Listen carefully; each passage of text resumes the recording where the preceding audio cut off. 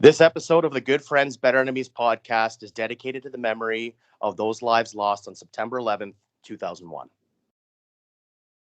Hey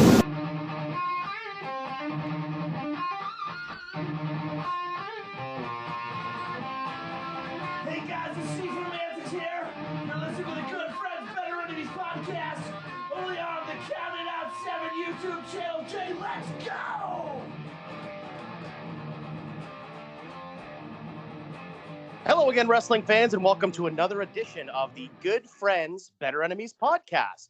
My name is Jay, and this week we are joined by the newest member to the Counted Out family, the Classic Match Classroom with Tyler, as well as the Titantron podcast. Ladies and gentlemen, please welcome Anthony to the show. Anthony, how are you, my friend? I'm good, man. How's it going? I'm so glad to be here. I am doing fantastic. So happy you're able to jump on with us.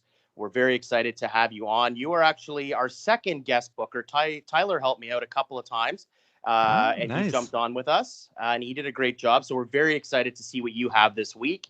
And just a little house cleaning on my end here before we get into it, Anthony. Mm-hmm. This week's episode was actually supposed to be In Your House 3 from Saginaw, Michigan. But as they say, card subject to change. Yep. We will get to In Your House at some point. But this week, we have decided to go a little bit forward in the future, about 15 or 16 years, in fact, going to Night of Champions 2011 from Buffalo, New York, September 18th, 2011. I was in attendance for this show. This was your pick, Anthony. I'm very excited to hear what you have and what kind of drew you to this particular card.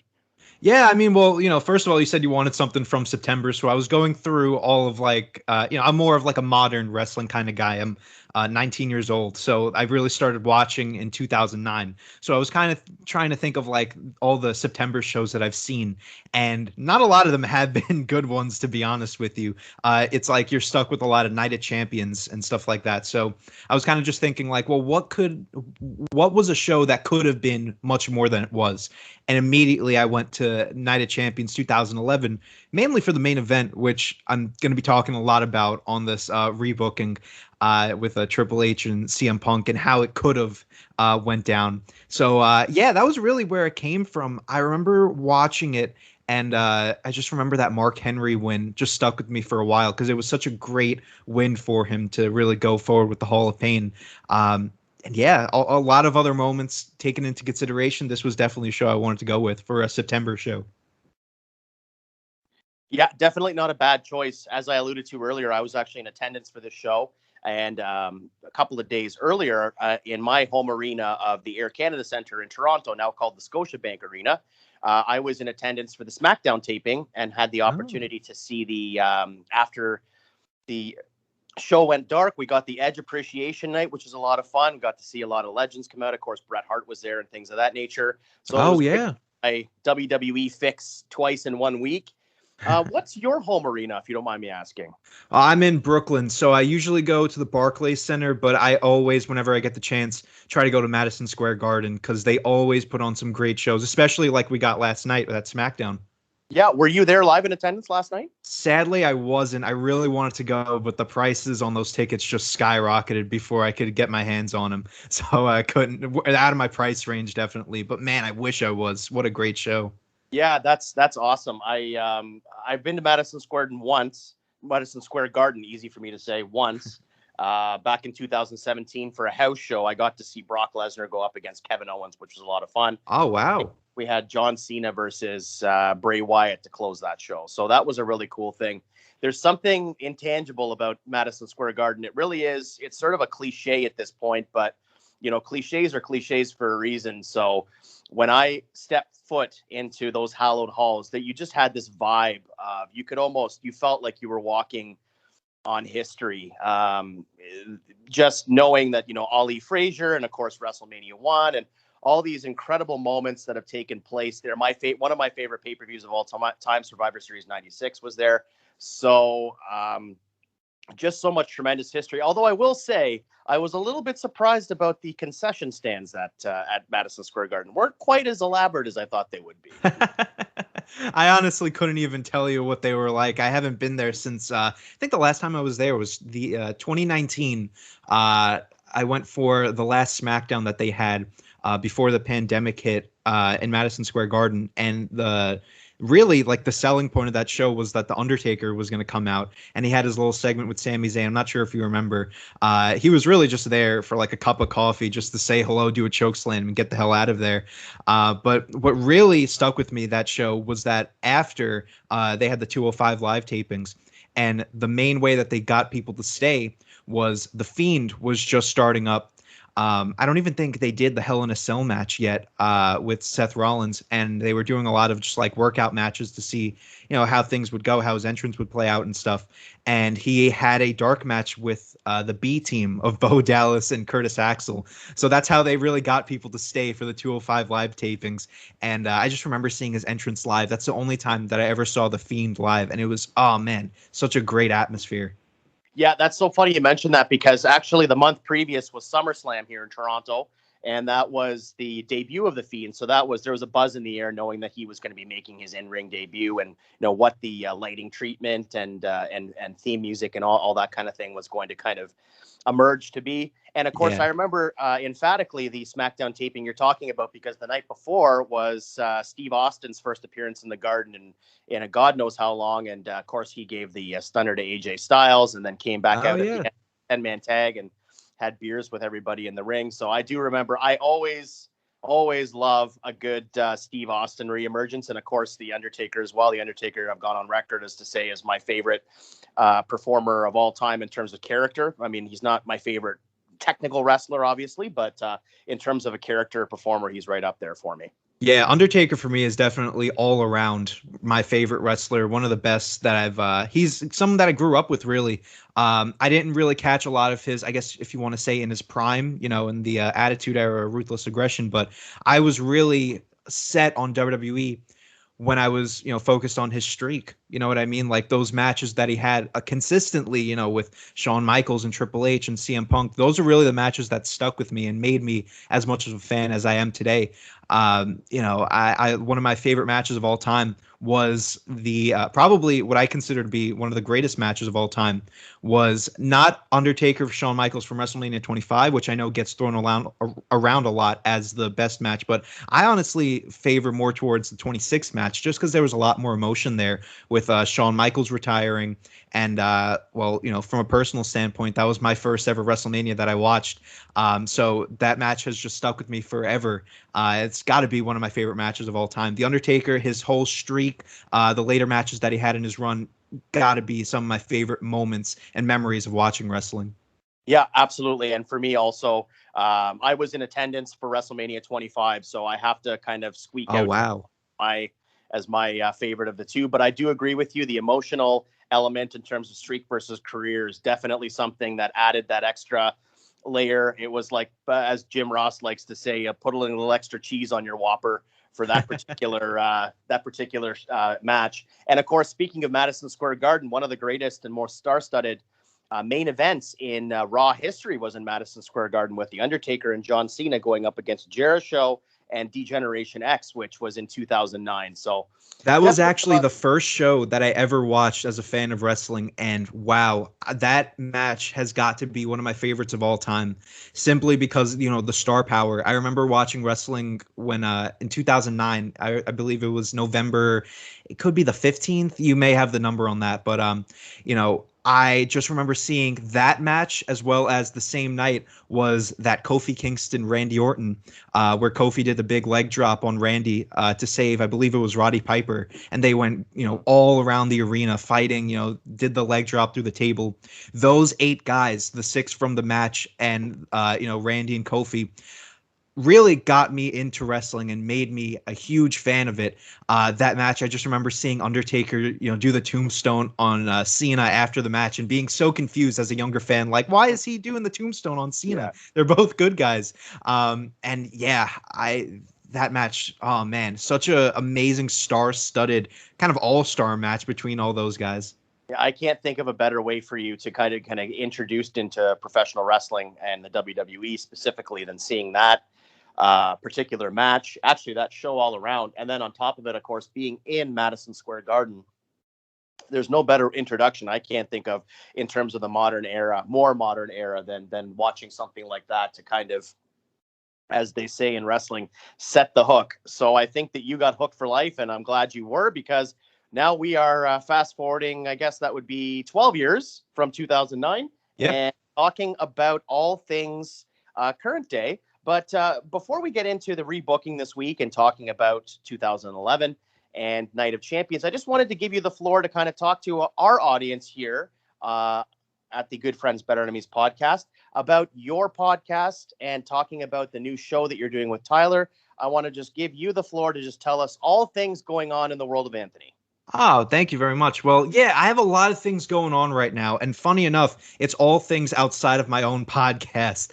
I've been doing podcasting since about April of 2020, right when the pandemic hit. And I figured, it was a nice little way to kind of pass the time along. But as time went on, I really enjoyed it. I met a lot of great guys like you and Tyrone, of course, and Tyler, and so many other guys that I've been able to collaborate with. So this has really been my way of kind of being able to grow a fan base in wrestling and kind of talking with other fans, something I haven't been able to do before podcasting. So basically the premise of my podcast is just, quick 15 minutes. I get as much information as I can from the week of wrestling in those 15 minutes and, kind of make it as humorous as possible, give you some news, give you some opinions on wrestling. And I try to fit that into a short amount of time, 15 to 20 minutes at most. But although I haven't been posting as much on my own podcast as I have in the past, I've been doing a lot of collaborative work.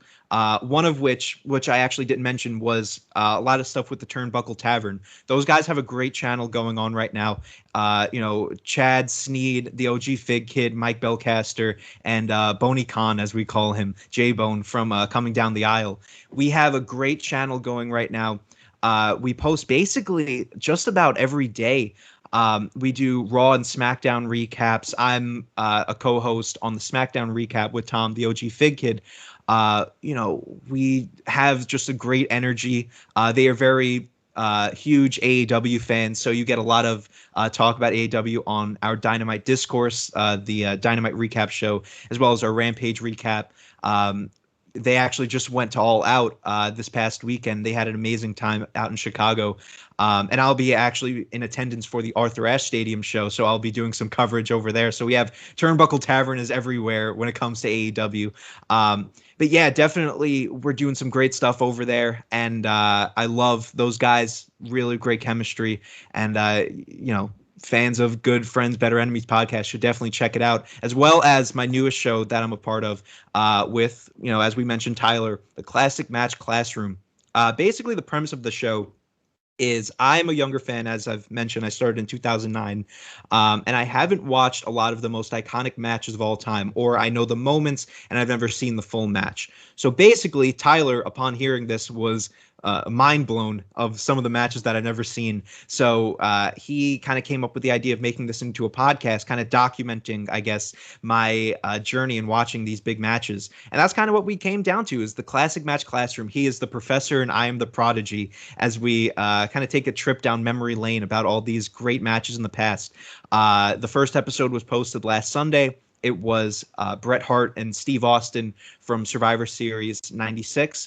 As well, and we mentioned that before, the Survivor Series in Madison Square Garden. And tomorrow actually will be the next episode posted. It is the second part of Austin Bret, which takes place at WrestleMania 13, the 5-star classic match.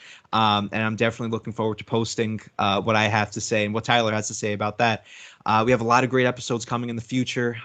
Next week will be Hogan and Savage from WrestleMania 5. We cover the feud. We cover the match itself. We give, classroom grades about both aspects. We talk about what we liked, what we didn't like. It's just a really great time overall. Tyler is an amazing podcaster. He's a great host, as well as Mike from Count It Out. And I'm so happy that I'm a part of the Count It Out family now.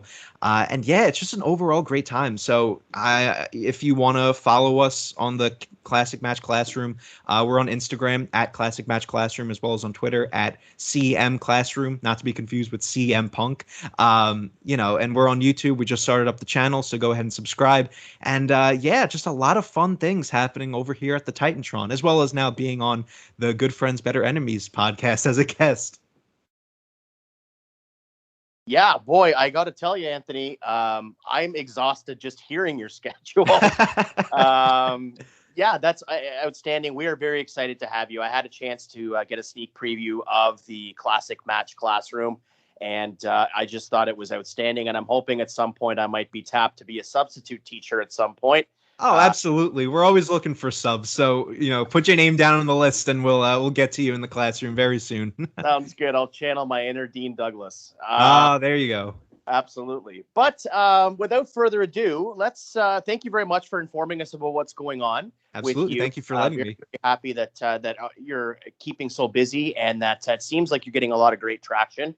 So we're really excited. It's a really great marriage of two separate podcasts now kind of integrating and coming together into one kind of unit and family, which is going to just be great for all of us. And our listeners are now going to be having a chance to listen to different kinds of content. The key for us is to kind of diversify and to have different types of formats so that you get a little bit of everything.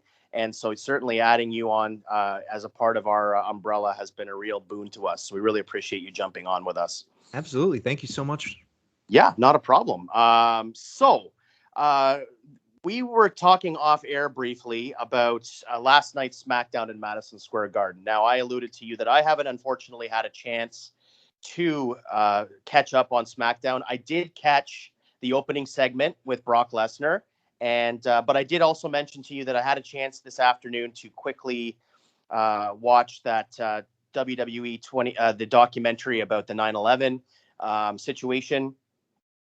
But so I just wanted to touch on both those things. I know you haven't had a chance to watch the documentary, so I will say for anybody who hasn't had a chance to see it, please go out of your way to see it. I know that us as wrestling fans, sometimes the WWE, especially these days, can be quite polarizing. But one thing is for certain, that they always produce exceptional documentaries. So I would highly suggest you go out of your way to see it.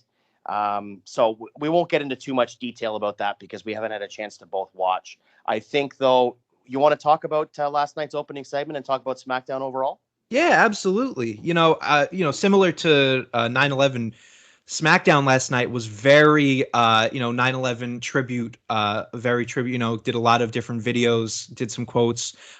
It was really great what they did. I think even before the show, I saw on YouTube that Lillian Garcia was actually in attendance. And although it didn't make the actual show, she sang the national anthem again, which was, oh man, she is such a great singer, and she's a beautiful voice for that song. So I think they did an amazing job, especially being in Madison Square Garden, to really highlight and, kind of bring tribute to the 20th anniversary of 9/11.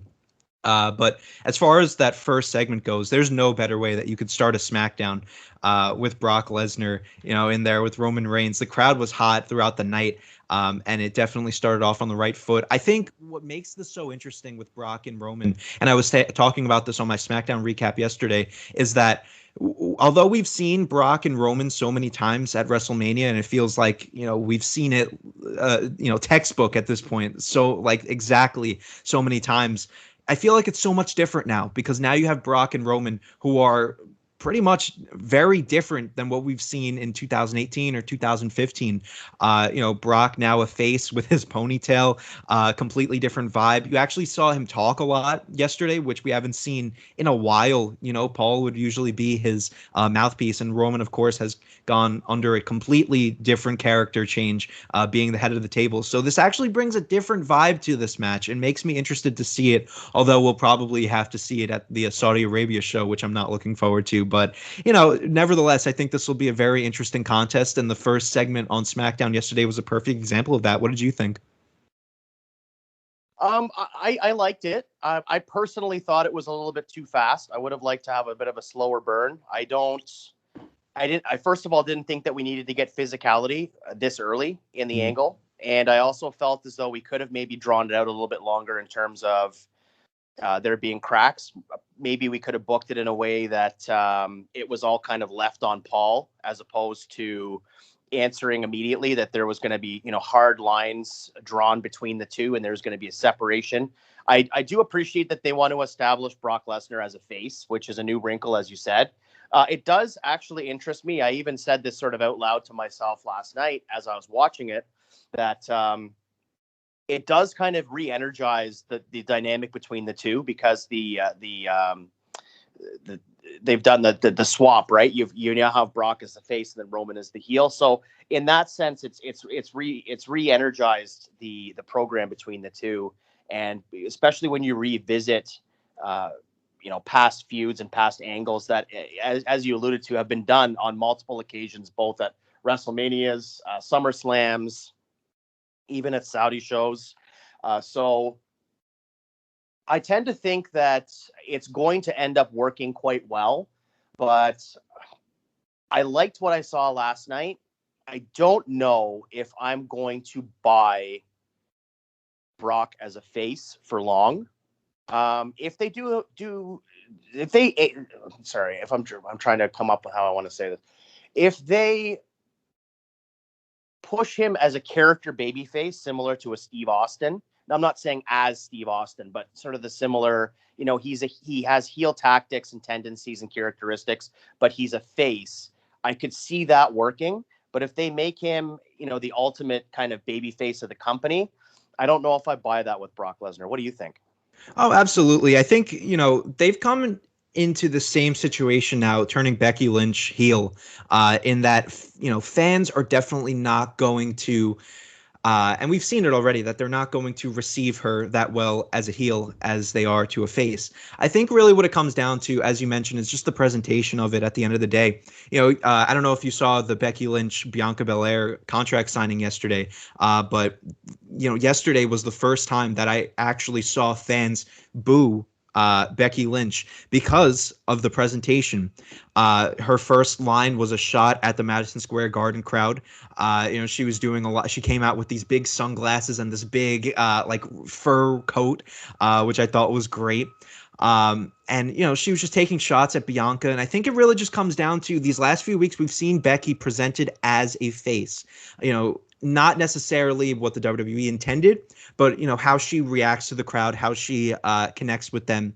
So I think this was the first time that, you actually saw them make a difference to that and try to present her in a different light. So same goes for Brock. If they're looking to present him as the top face in the company, that's not going to go over well because Brock is naturally a heel. You could give him the ponytail, you could let him grow out his beard, do whatever you want, let him talk. But at the end of the day, to me, Brock Lesnar is always going to be a mega heel. So maybe this is just a way to reintroduce Brock into the WWE. I know he has on his contract about 8 matches minimum that he'll be wrestling. So maybe will just be one of the 8 matches that he will be face and maybe eventually turn back heel. Time will tell on that. But, I definitely agree with you. They have to be smart with this Brock booking. You can't expect him to be a mega face right away. Although fans might, they might get on board on cheering him. I think you just have to do it the right way. You can't have him be too over the top face. You need to make sure that you stay true to the Brock roots and let that really determine how the fans are going to react to him. Don't set in stone that he is a face or a heel. Let the fans decide. If Brock comes out and he starts getting booed, play into that. You don't really want to do what they're doing with Becky in that you're turning her heel, but the fans are still, receiving her as a face. You know what I mean? You have to at least play into that and let the fans really decide where to go from here. Yeah, I feel as though I haven't seen the segment with Becky, but it sounds to me like they're trying to maybe channel, maybe Conor McGregor out of Becky Lynch a little bit with the presentation, the glasses, the fur coat, and taking shots and all that kind of thing. I think it's a bit of a head scratcher that she was turned heel. From my understanding, it was her idea, but nevertheless, I mean, she was one of the most hot acts in the company before she departed for her maternity leave. I didn't really understand the thinking about bringing her back as a heel based on the fact that, the face side of the roster is not particularly deep right now with people who are super over in the face capacity. As far as Brock goes, I feel as though, I'm assuming that you're correct, that they're going to go with that match at Saudi.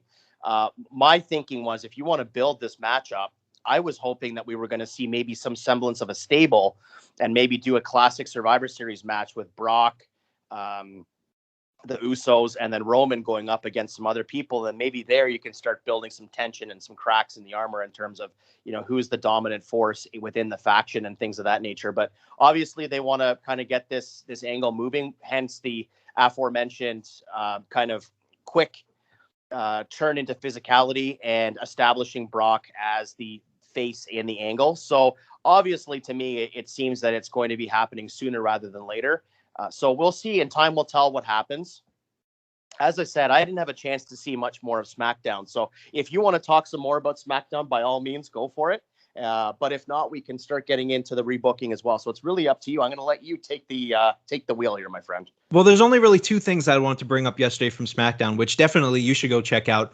Number one was Edge versus Seth Rollins. They had their second match yesterday, and I won't give away any spoilers so that you could enjoy it into full capacity. But man, you definitely got to check it out. It started at 9 o'clock. It ended at 9:25. They let them go, close to 25 minutes.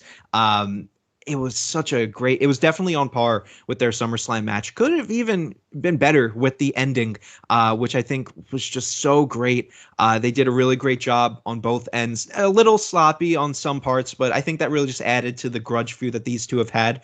One of the best matches that I've seen SmackDown produce in a while. So definitely go ahead and check that match out. You won't be disappointed 100%. And the ending, I'm not sure if you heard, but after Finn's loss last week, Roman came out. He interfered in the tag team title main event, leading to a DQ. The Street Profits beat the Usos, but obviously didn't win the title.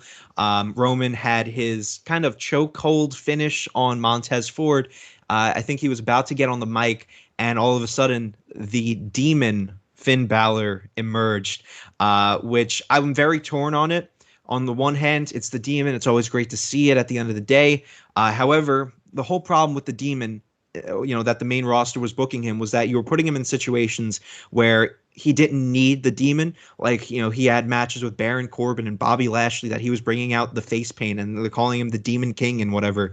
Whereas in NXT, they would protect him that you would only have him on takeovers, and takeover would only happen like 4 or 5 times a year. So it makes it more special. Where the problem lies here is that you bring back the demon after, keeping him away for years. And now you're putting him in a situation where neither guy can lose, Roman Reigns or Finn Balor. And that's the match that you're going to get at Extreme Rules, is the demon versus Roman Reigns. Roman can't lose because he has his match basically set in stone with Brock. Whereas the demon can't lose because, well, we've done so much to protect the demon and, keep him away for a while, that now is the time to truly bring him back and make him this threat, unless they don't really care about it to begin with.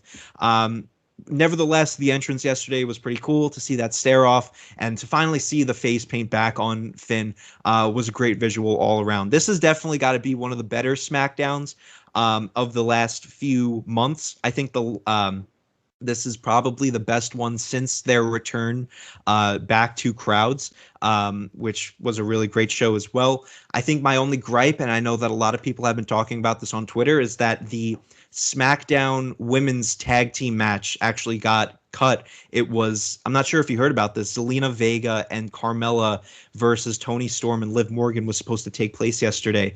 And a lot of fan backlash because they got cut for time constraints. Where a lot of people got annoyed was that Zelina Vega has been used a lot lately in the promotion of this Madison Square Garden show, because due to it being a 9/11 tribute show, her father, died in 9/11. So this was going to be kind of a way of letting her, perform in front of the New York crowd on the 20th anniversary of that day. And, it just didn't sit right with a lot of people, and kind of added to the pre-existing problem of the women's division on SmackDown not really being portrayed in the great light. And, it's being trending on Twitter right now. So we'll see if we'll get another similar to the Give Divas a Chance trend. I'll see if we get the Give SmackDown Women a Chance. I believe the tweet or the hashtag is. So we'll see on that. But outside of that, which was definitely a bad part of the show, I really think this has got to be one of the better SmackDowns that we've seen this year.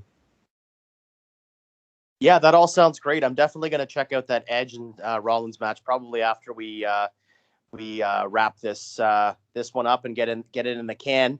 I will say that I do agree with you. I think it's a little bit tone deaf. I mean, I didn't see the match, or obviously there wasn't a match. I didn't see all of SmackDown, but I think it's a little bit tone deaf to cut that match in particular. You could have maybe cut something else, or even just make it a quick match. You could have even made it a squash with Carmella and Zelina Vega going over in very, very short order and short fashion. So I don't really know the reasoning behind it. I did want to ask you though, before we move forward, because you are in the local area, you're in the local market. John Cena was advertised, and I'm assuming he had a dark match. Also, I heard rumblings of the Undertaker being advertised for this. Was he advertised in the local area for you? So John Cena was advertised. He was on the dark match. I believe they did that. They've been doing that match for a while, of the Cena and the Mysterios versus the Bloodline. And they did that during the quote Summer of Cena. So I believe that's what they did after the show. They also had a Raw women's title match on the dark match. It was Charlotte defending against Rhea Ripley, because that's kind of similar to, they were promoting this as a Super SmackDown, in that they were saying that Raw superstars would also be showing up on the show. They promoted Bobby Lashley, they promoted Charlotte Flair, and I believe Rhea Ripley as well. So the only guy that I didn't see on the marquee was Bobby Lashley at the show. But also, to your second point, from what I heard, there was rumors about The Undertaker being promoted. I didn't see anything personally. They didn't mention if it would be, in an in-ring capacity, if it would just be a video. I'm really not sure there, but I did hear rumors about that, but I didn't believe it because, I don't know, I feel like they didn't really need Undertaker for the show, especially if you have Brock, Edge, Cena. You have a lot of guys already, and they were bringing in the Raw superstars. So the only thing that I really didn't, I actually checked to make sure that Cena was there, because he was on the front of that poster, so it would be kind of messed up to not have him on the show, but he was there. The only guy that I didn't see was any Raw superstars that they were promoting outside of that women's match, like Bobby Lashley. Yeah, fair enough. I had seen something on Twitter, so I wasn't quite sure. And that, again, is another head scratcher to me, that if you're going to then give the crowd, it's Friday night, you don't necessarily need to get people out of the building that quickly. It's not like it's a TV taping where it's a school night or it's a Monday night or what have you. Fine, you want to cut that tag team match with Zelina Vega on television. Why not give it to the crowd? After the cameras go dark, then you can have that match. You can give the crowd 3 matches before they go home. You're going to leave them super happy. So I don't really understand why it was cut entirely. But we don't know as fans. We can just sort of have educated guesses. But there could have been a situation that arose that maybe somebody wasn't cleared. Maybe someone's injured that we don't know about. Maybe, there's a multitude of reasons why it might not have happened, but it is a little bit odd. I am sometimes a little bit reserved in, sort of jumping on the bandwagon. I know some people like to, kind of hop on and criticize WWE. I'm not saying you, Anthony. I'm just saying in general, I think wrestling Twitter sometimes can be a bit of a toxic environment, and people tend to jump the gun and sort of make rash decisions or rash calls about things. And we don't know the inner workings of what's going on. It's the same sort of thing with angles. I think sometimes head scratching angles can be sort of frustrating from an audience perspective. But at the same token, we don't know where they're going many times in terms of their writing and where the story is headed. So I'm a little bit more reserved to be hypercritical immediately. Whereas I think some people, it doesn't matter what you give them. I'll give you a perfect example, not to go off on a tangent here, but all I've heard for the last 7 years is CM Punk chants in every arena that you watch television or you're in attendance live. You hear these CM Punk chants. At some point, it invariably happens.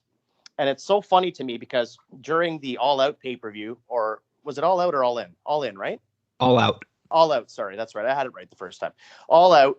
I was watching, and so CM Punk, everybody's so excited. He comes out. He has this, obligatory Cult of Personality theme song, and everybody's so excited. And then the next batch of tweets is he's wearing long pants. I'm like, you've been asking for CM Punk for close to 8 years.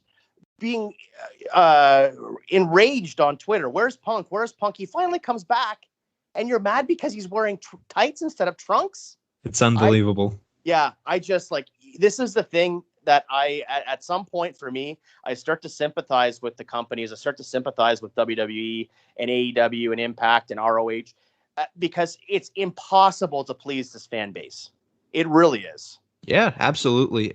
I would have loved to see the reception when, Macho Man started wearing pants or Hogan started wearing pants. I doubt there was, if Twitter was around, I don't know if people would be, Twitter warring their interest about what Hogan or Savage were wearing. I think it just comes down to, like you said, you can never please anyone. I'm sure a lot of people were like, oh, I really want to see him in his gear again. But, you don't know what's behind the scenes, why he decided to wear it or whatever it may be. So to really go off of what he's wearing after really fans complaining for 7 years to see him back, it's ridiculous. Like, it's just such a minor thing. You saw him in a match. He had a pretty decent match with Darby Allin. That's really the takeaway that people should be getting from this. Not that he's wearing pants. Like, come on now. Yeah, no, exactly. That's exactly the way. It's like, give us what we want. Okay, here's what it's like. You go to a restaurant and you order a steak and you get your baked potato and you then you get your steak. It's perfectly cooked. You get the potato just the way you want it. You have your nice asparagus with butter or what have you, and you sit there and you start eating it and you say, you know what? Maybe I should have ordered something else instead. It's like, at some point, it's like we're giving you exactly what you want on a silver platter, and you still find fault with it. It boggles my mind. But Absolutely. Anyhow, that's my raging rant for this week. Anthony, are you ready to jump into your time machine and go back to 2011? I am so more than ready to do this. I cannot wait to get into this. Now, as alluded to before, ladies and gentlemen, I was in attendance for this show September 18th, 2011 in Buffalo, New York. Anchor Bar, cheap plug for Anchor Bar, Buffalo Wings. They are tremendous. First, Niagara Center. The attendance was 11,000, including myself, and we had a buy rate of 161,000. Now, this is coming off the heels of that huge angle that built up in the summer of 2011 with CM Punk and John Cena, and of course CM Punk's contract coming due. One of the best built angles I've seen in modern wrestling history. That build towards with the segments, the contract negotiation in the ring with Punk and McMahon, and then of course the match itself, and calling Alberto out with the briefcase and all that kind of thing. This was a tremendous angle. I think actually that particular event, the Money in the Bank in Chicago, probably was better than SummerSlam that year. But of course, I was very excited for SummerSlam because we saw the impromptu introduction of Kevin Nash back into the company. And if you've listened to this podcast, we all know I'm a huge Kevin Nash mark. Tyrone can't stand him. And I don't know if Kevin Nash is on your card. I will have some things to say if he's not. I can promise you. But, he is in a certain way, but he is definitely making an appearance tonight. Okay, perfect. Well, as long as he's there, I'm happy. I like to see a very tall man with some Just for Men. Oh, absolutely. That sounded differently than I meant it to sound. I got what you mean, but it's always good to clarify. Yeah. Okay, so as I said, we're coming off the heels of the SummerSlam 2011. And then, of course, we started building into this kind of tension between Triple H and CM Punk, with Punk really testing Triple H's patience in terms of his resolve as a corporate citizen as opposed to an in-ring performer. And at a certain point, he just pushed Triple H's buttons to the point that it became personal and physical. And then, of course, we have another great match on the card, which was Mark Henry versus Randy Orton. And, of course, Mark Henry was gaining a lot of momentum at this time. CM Punk, as alluded to, would main event with Triple H. And John Cena would also be on this card going up against Alberto Del Rio. There was a lot of star power on this card. And there's also a lot of, again, head scratching in terms of booking. I know that we're going to go into in-depth on this, but I just wanted to catch the audience up as we do every week about what was going on in the time period before we get into the rebooking. So, Anthony, my friend, are you ready? I am ready. I just wanted to actually say real quick that I know that you gave me some kind of rules or regulations for the booking. I actually put some more rules on myself because I know that you mentioned, champions needed to stay the same. You needed to have the anyone who was on the roster not injured. I actually made more rules for myself in that there was 7 matches on the card. So I set myself that I needed to have 7 matches on the show, and I wanted to use everyone solely that made an appearance on the show, be it they have to be, of course, wrestling at the time. So you'll see how that plays in just a moment. But everyone that was on the show, I can't add or subtract anyone, and I'm basically just reshuffling the card. So I couldn't add anyone. It's just whoever was here, that's who I had to work with that day. Okay, yeah, that works for me. I mean, typically how we do it is we just kind of go based on the roster and whoever's available. If there's some healthy scratches in the back that aren't performing but are physically able to, then we can substitute. As far as champions go, you can always change championships up going into the show as long as you're able to justify how it happened. So let's say, for example, on this particular card, if you wanted Mark Henry to come in as the World Heavyweight Champion, you just have to explain how he won the title and all that kind of thing. But for the purposes of your booking, I am very much anxious to hear what you have. And I think that from the sounds of it, you put a lot of thought into this. So do you want to cover the dark match, or are we going right into the pay-per-view?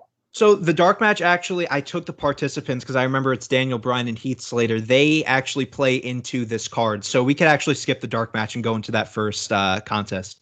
All right, sounds good. Well, our opening contest, scheduled for one fall, is for the WWE Tag Team Championship. And we are opening with Air Boom, Evan Bourne, and Kofi Kingston, defeating Team Awesome Truth, R-Truth, and The Miz by disqualification. What have you got for me, Anthony? I have got for you the same match. I stuck with Air Boom as your champions against Awesome Truth. However, I changed the result in that Awesome Truth gets the win. For me, Awesome Truth are just way too hot right now not to get the titles. I know they're just starting up their run as a tag team, but it was kind of I never liked how they never got the belts. As far as I'm aware, they never got the belts. So I wanted to allow them to go into the rest of the fall as your champions, and this is going to play into another story which we'll get into in the main event.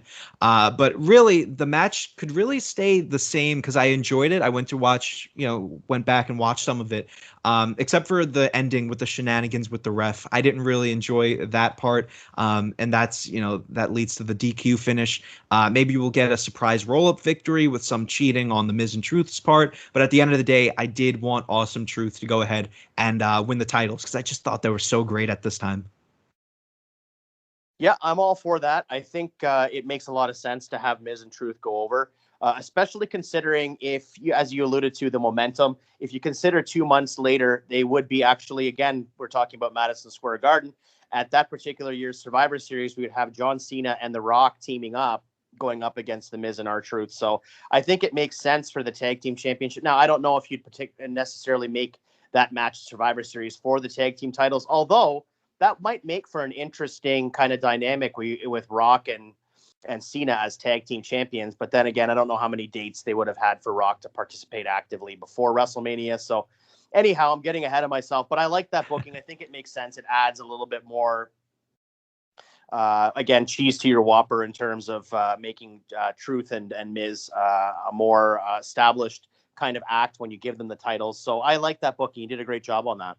Thank you very much. And yeah, honestly, I wouldn't be opposed to seeing that Never Before, Never Again tag team with The Rock and Cena actually get the titles, because it would be kind of similar to the WrestleMania 23 vibe of Shawn Michaels and John Cena, as Cena was WWE champion, but they were also the tag team champions. So that just adds more interest to that, Rock and Cena match at the 28th WrestleMania. So I wouldn't be opposed to that whatsoever, as long as Dwayne has the dates to wrestle a few matches, but nevertheless. Well, that's the other thing too, is you could actually even play that into the storyline that they win the tag team titles and then Dwayne's never around to defend them. And then Cena starts, calling him out on that, saying you're a champion in the WWE and all you care about is your next, close up or over the shoulder shot in Hollywood. You're not interested in defending these honored titles that your bloodline, like the Wild Samoans and things of that nature, were defending and honored as champions. And then You have Cena come out and just basically bury Rock for not being around to win a title or to defend a title that he won in Madison Square Garden. So that might have been a fun way to do it too. I love that. I love that whole angle. Oh wow, that was great. Yeah, well, I've been watching an invested fan for the better part of 25 years, so I can every once in a while pull a decent angle out of my hat. Absolutely. The next match on our card is for the Intercontinental Championship, and it is Cody Rhodes as champion, defeating Ted DiBiase. And if I'm not mistaken, that's Ted DiBiase Jr., not, ladies and gentlemen, the $1 Million Man, Ted DiBiase. Ted DiBiase was accompanied by Maurice at this time, and not a lot of chemistry with that particular pairing. Obviously, Maurice is a beautiful woman, and enhances the entrance and the sort of the character that DiBiase was portraying as this wealthy man, and he has a beautiful woman on his arm. But I don't remember there being a lot of chemistry between those two in terms of on screen. Do you have any memories about that? Well, I think actually the Maurice and Ted DiBiase pairing was more on the 2010 side of things when DiBiase, he was still a heel. He, for the most part, I saw them on when the NXT was a game show. And, they would, I think Ted DiBiase was one of the pros, I guess. I forget who his rookie was, but he had the $1 Million Championship. I'm pretty sure his dad was there as well. And even Virgil made a few appearances. This Ted DiBiase was right after... I don't remember exactly how he got to be a face, but he was definitely a face at this point. I remember he had that really good theme song, which I'll always remember. And Cody Rhodes was just doing a lot of different gimmicks on this 2011 timeline of the undashing with the mask and everything. Yeah, I'll have to walk that back, actually. You are right. It was back in 2010 time. And I'm not saying that it wasn't a good pairing between Maurice and Ted DiBiase. I think it made sense for the character, as I said. I just didn't get the sense there's a lot of chemistry between the two on screen. Maybe absolutely. Maybe that's in part to the fact that, the Miz and Maurice were obviously an item at this point. I don't know if they were married at that time, but sometimes, there's just not chemistry between people. That's what it is to be in the entertainment business. You're not always going to click and have chemistry with people you work with. But with that being said, I don't know what you've done with this match. I'm very interested to hear what you have to say. So I have done a lot with this match, actually. For the most part, this is not going to be an Intercontinental Championship match. That we will see later on in the show. Cody Rhodes is in a big match tonight. However, we will see Ted DiBiase, but we will see a few other guys, as I've decided for the second match to do an 8-man battle royal for a guaranteed world championship match. I figured, you had, every title be defended at this show, and except for one match, which was the main event, Triple H and CM Punk. So I took that, slotted it up to number 2, and decided to put some stakes to it. So basically, this is a battle royal to determine, you could go for the WWE title, the World Heavyweight title. Would you like to know the participants of this match? I am all ears, my friend.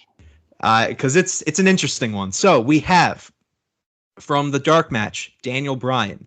From the opening segment, I believe it was the opening segment, of the opening promo of Christian and Sheamus, I decided to throw in Jack Swagger, Alex Riley, the new face, Alex Riley, of course, Ted DiBiase, who was supposed to be in the Intercontinental Championship match, Mark Henry, and John Cena is in this match as well. So a lot of star power in this one. Decided to throw all these guys together. Basically what happens, and I wrote out, the key eliminations here, is that Cena starts off the match very strong. He'll get the last entrance, go right into the ring, and we start immediately. First eliminating Alex Riley for the jokes, of course, and I'm sure he had backstage power on that one, and Jack Swagger. So we get those two eliminations right off the bat from Cena. Ted DiBiase actually gets a spot in this match where he gets a surprise elimination on Christian, kind of just to build up this new face DiBiase, which I didn't think they did a great job with. And of course, that will lead to actually Mark Henry throwing out Ted DiBiase. So although it was a nice surprise elimination for him, he gets thrown out right after. Next up, we have a nice little showdown between Cena and Sheamus. This would probably be the first encounter that we see of these two since Sheamus was a heel in 2010, and we got that little dynamic between the two. However, in a probably the most surprising elimination of the match, Mark Henry throws out John Cena. He is the, what is that, the fifth elimination, much to the surprise of everyone, including Cena himself. However, we carry on with the match. Daniel Bryan and Sheamus are, failing to throw out Mark Henry, obviously, because he's a big boy. But they keep him down long enough to fight each other, and we get a nice little exchange from Bryan and Sheamus. Bryan gets Sheamus over the top rope. However, Henry is the one to knock off Sheamus off the apron. So that's another elimination for Henry right there. We get a nice little David and Goliath battle between Bryan and Henry as your final two. Bryan getting in a bunch of hope spots in these last few moments, but at the end of the day, Henry is the one to throw him over. Henry last eliminates Bryan to get a guaranteed world championship match in the future. Basically, the reason why I did this match is for a few reasons. One, you build up Henry huge here by having him throw out. I wanted to have him in the world championship match, but I wanted to make it different at the same time. But I still wanted to have Henry get pushed strong here. So I figured no better way than to allow him to eliminate Daniel Bryan, Sheamus, Ted DiBiase, and John Cena in this match. So he gets a lot of heat here in throwing out a lot of fan favorites. At the same time, this is where I start to build up, and I know this isn't a deep fantasy booking, and I'm not going to be booking anytime in the future, but this is going to start the downfall of John Cena. They alluded to it in this story more for that WrestleMania 29 angle where he was, I think you remember that video package where, he was talking about how this year's been horrible for him, where he lost The Rock and, the Brock Lesnar stuff, and he had his divorce and everything. Meanwhile, Cena didn't have that too bad of a 2012 as he beat John Laurinaitis. He had a few good matches with CM Punk. So for the most part, it wasn't that bad of a storyline. So with this immediately brings Cena back, to square one. From here, from Night of Champions 2011 all the way to WrestleMania 29 is where we have what I like to call the downfall of Cena storyline. From there, you have Rock beats Cena, Brock beats Cena. You do everything. Even when Cena gets wins, it'll mostly be for a number one contendership spot for a WWE Championship match where he ultimately loses. So Cena just nothing goes his way. And of course, that'll end at WrestleMania 29, where he wins the WWE Championship, really making that more meaningful of a championship win instead of it just being twice in a lifetime with Rock and Cena. So a lot of different aspects of this. You have Ted DiBiase being built up. Mark Henry's a huge heel now. And of course, that downfall of Cena storyline kicks off right in September of 2011.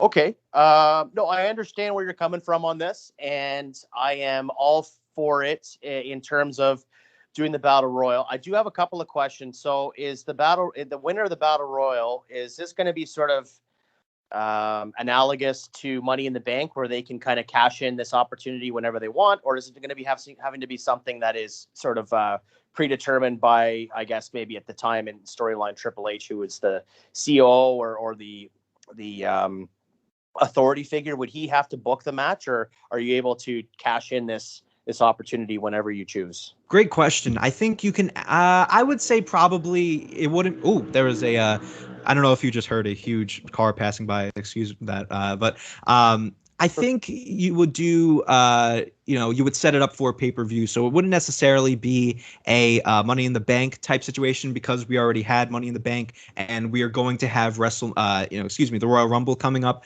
So I definitely want to make it different. I figured maybe Mark Henry would say which pay-per-view he wants to fight at. In a time window, I guess by the end of the year. So be it Vengeance or Hell in a Cell or Tables, Ladders, and Chairs, whenever he wants to. But it would be like a set time, like you have to defend it here, or you have to use your spot here. You just choose where you want it, and the match gets confirmed. Right. Okay. That makes sense. The only thing that I would say that I would take issue with in this match is I will say I was a little surprised that you included Cena and Mark Henry in it. I could see Mark Henry. Cena for me, I guess it makes sense if you want to shuffle up the card a little bit and you want to maybe change things out. The only thing for me is because we haven't seen Rock and Cena 1 yet, I kind of feel like maybe you need to keep Cena super strong going into WrestleMania, and then you can kind of start the downward spiral of John Cena and kind of use that as the catalyst for it. Is the loss to Rock. He was so confident that he'd be able to be the one to overcome Rock. And then he ends up doing the, making that mistake and going into the rock bottom and losing the match. Whereas I don't know necessarily if kind of deflating John Cena and having him as a sort of dejected, can't catch a break type character would kind of resonate quite as well into the build of going up against Rock.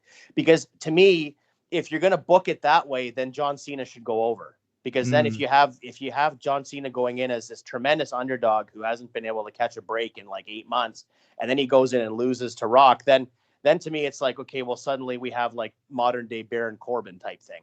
But, right.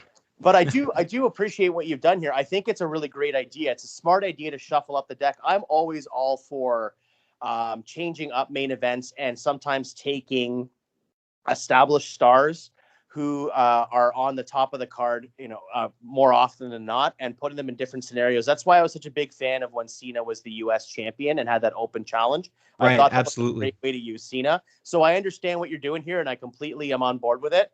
I just don't know for me if I necessarily would want to start the downward spiral of Cena this soon.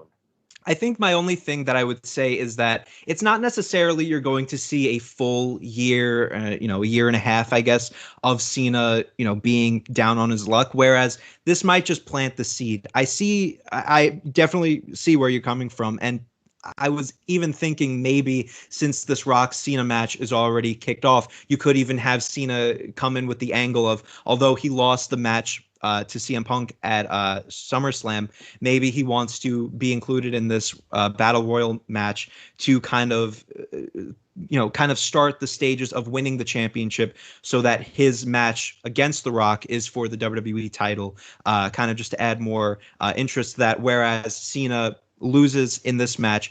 And then you can even go into, Rock and Cena kind of butting heads about that. And somehow down along the line, we have that, what you were bringing up before at the Survivor Series with Cena and Rock winning the tag team titles. I think that you definitely don't want to have Cena in this case lose and lose and lose because, like you said, 100%, you don't want to have him go into WrestleMania already not as a threat against The Rock. So I think you want to have him get some wins every now and then, kind of like what they did building up to the actual WrestleMania 28 with, having him beat Kane in the Elimination Chamber and, a few other feuds. So you definitely want to have him still be a credible threat. But at the same time, I think this is just planting the seed of, things aren't going to go for Cena how we've expected them to go, for Super Cena, I guess you want to call him. Yeah, I'm all for that. And sometimes with the booking, I mean, whether I'm booking or Tyrone's booking or you're booking or Tyler's booking or whomever else is booking, sometimes it's just a matter of kind of walking us through the booking and kind of explaining where you would go with it. And then a lot of times it ends up making a lot of sense. So I appreciate, all the time you put into it. And I think it makes a lot of sense. If you want to do it that way, then by all means. I mean, as I said, I do appreciate at times when you take the commonplace headliner of the card and put them on a different position, because I also think it interests fans from time to time when you get the same sort of kind of core 6 or 8 guys that are constantly rotating between, main event matches and things of that nature and get a little stale. So when you take somebody who's not typically a main eventer, I mean, look at, for example, like this same year, 2011, we can talk about, Christian and Randy Orton, which I thought was an absolutely outstanding feud. And I really enjoyed it. And I think part of the reason why I enjoyed it so much was because I had been a Christian fan for the better part of, 12 or 13 years at this point since he debuted in the company. And he's finally getting his just due on that level as a main event player. And going up against Randy Orton, the chemistry was really good. They look great on paper. And of course, because Christian wasn't someone who was a commonplace headliner, I think I enjoyed it more because there's that element of an underdog. So I think that you've done a really great job in terms of shuffling the deck here a little bit. Yeah, that's really what it comes down to, is that I just wanted to make sure no match was really the same. And I always get crazy with these fantasy bookings. So I figured, I have 8 guys here. Let me just throw them in a battle royal. Really, the focus would be on Mark Henry, but, you have that start to the Cena storyline there. But yeah, I whenever I fantasy book, I also think like miles ahead, which you'll see in this last segment. I have a lot of different ideas for that. So I put a lot of time into this, Night of Champions booking. So for you to have, different things to come back at me, I definitely appreciate. And I love that we're being able to kind of really talk this out. And in the meantime, I'm really being able to think about how this would really play out and how things like the Cena storyline would work out, which I think is just the beauty of this show, is, really coming together to put together a really good fantasy book show. Yeah, that's exactly right. So if you have nothing else with the Battle Royal, let's move on to the next one, shall we? Let's do it. All right. So the next match on the card has obviously changed, but it was Dolph Ziggler as the champion, with Vicky Guerrero defeating Alex Riley, Jack Swagger, and John Morrison in a fatal 4-way for the United States Championship. And as is so indicative of the era, I mean, it's still to this day, but I feel like especially around the 2008, 2009, 10, 11, 12 era of WWE, boy, did we get a lot of multi-man matches. So I am very curious to see what you've got here. Yeah, so as a result of this battle royal taking up majority of the participants, I definitely wanted to keep Ziggler on the show. Well, I had to. He's the United States champion. And I figured out of those 3, who would provide the best match for, the United States title and Ziggler. And well and away, I picked John Morrison for this. So we have Ziggler versus Morrison for the United States title. And Ziggler retains. And to be honest with you, it sucks to say, but there's really nothing to this match. It's truly just a filler match. I think I kind of paced this card a little bit in that you have a lot of big moments and then you kind of come down a little bit. And that's really what we get here. We have Mark Henry doing his big Battle Royal win, Cena losing in shocking fashion. I think you need a little bit of a break before you get into what is a really big match coming up. So maybe after this match, we can finally give Ziggler or Morrison more of a direction. Maybe even let Morrison win the title at Hell in a Cell and kind of have a program between these two. I do love John Morrison, so I definitely wanted to keep him in a quality spot. But yeah, I think Ziggler just gets a win here, and we could at least say that we've defended every title on the show. Yeah, I'm all for that. I think it makes sense for you to do Morrison versus Ziggler. You're going to get a well-worked match for sure. The thing about these cards, I think you'll agree with me, Anthony, is that especially even back in this time in 2011, I feel as though at times the product seemed very overexposed in terms of the amount of hours on television weekly. I mean, obviously now it's even more so. And especially with competition now with AEW as well, to be a wrestling fan and to follow all of the various promotions, as I know you do, is a full-time job within itself. But at this particular time, I felt like sometimes some of these undercards for even all of the match. I mean, with the exception of maybe WrestleMania and maybe SummerSlam, I felt like many times these cards would end up just feeling like Raw matches, like the Dolph Ziggler. Even this fatal 4-way match that happened in Canon with, Alex Riley, Jack Swagger, John Morrison, Dolph Ziggler, that to me that's a Raw match. That's a top of the hour, 9:00 match or what have you. And so a lot of times it's hard to work with what they have given you in terms of these cards, because a lot of times they do just feel like expensive Raws. I mean, this is back in the time when we were still using pay-per-view. The network wasn't around yet. What do you think? Like, how do you feel about these undercards sometimes? They do kind of just sort of get drawn out, and it's a lot of the same old, isn't it? 100%. I think this was a huge problem. I remember watching back in 2011, and I just feel like the roster was so thin, which is very interesting in that I remember that they stopped doing the brand split around this time, actually, and they kind of just blended SmackDown and Raw together. Which definitely helped a little bit. But even then, even without a brand split, you still have a very thin roster. And I don't think that they were doing a lot to truly build up any names outside of your top dogs, like your Cenas and your Punks and your Sheamuses. And this is especially true with this United States Championship match. I went into, the Wikipedia page, and I saw that we had Ziggler, Morrison, Alex Riley, and Jack Swagger, and I was like, "Are you sure I'm looking at the right card here? This is really Night of Champions."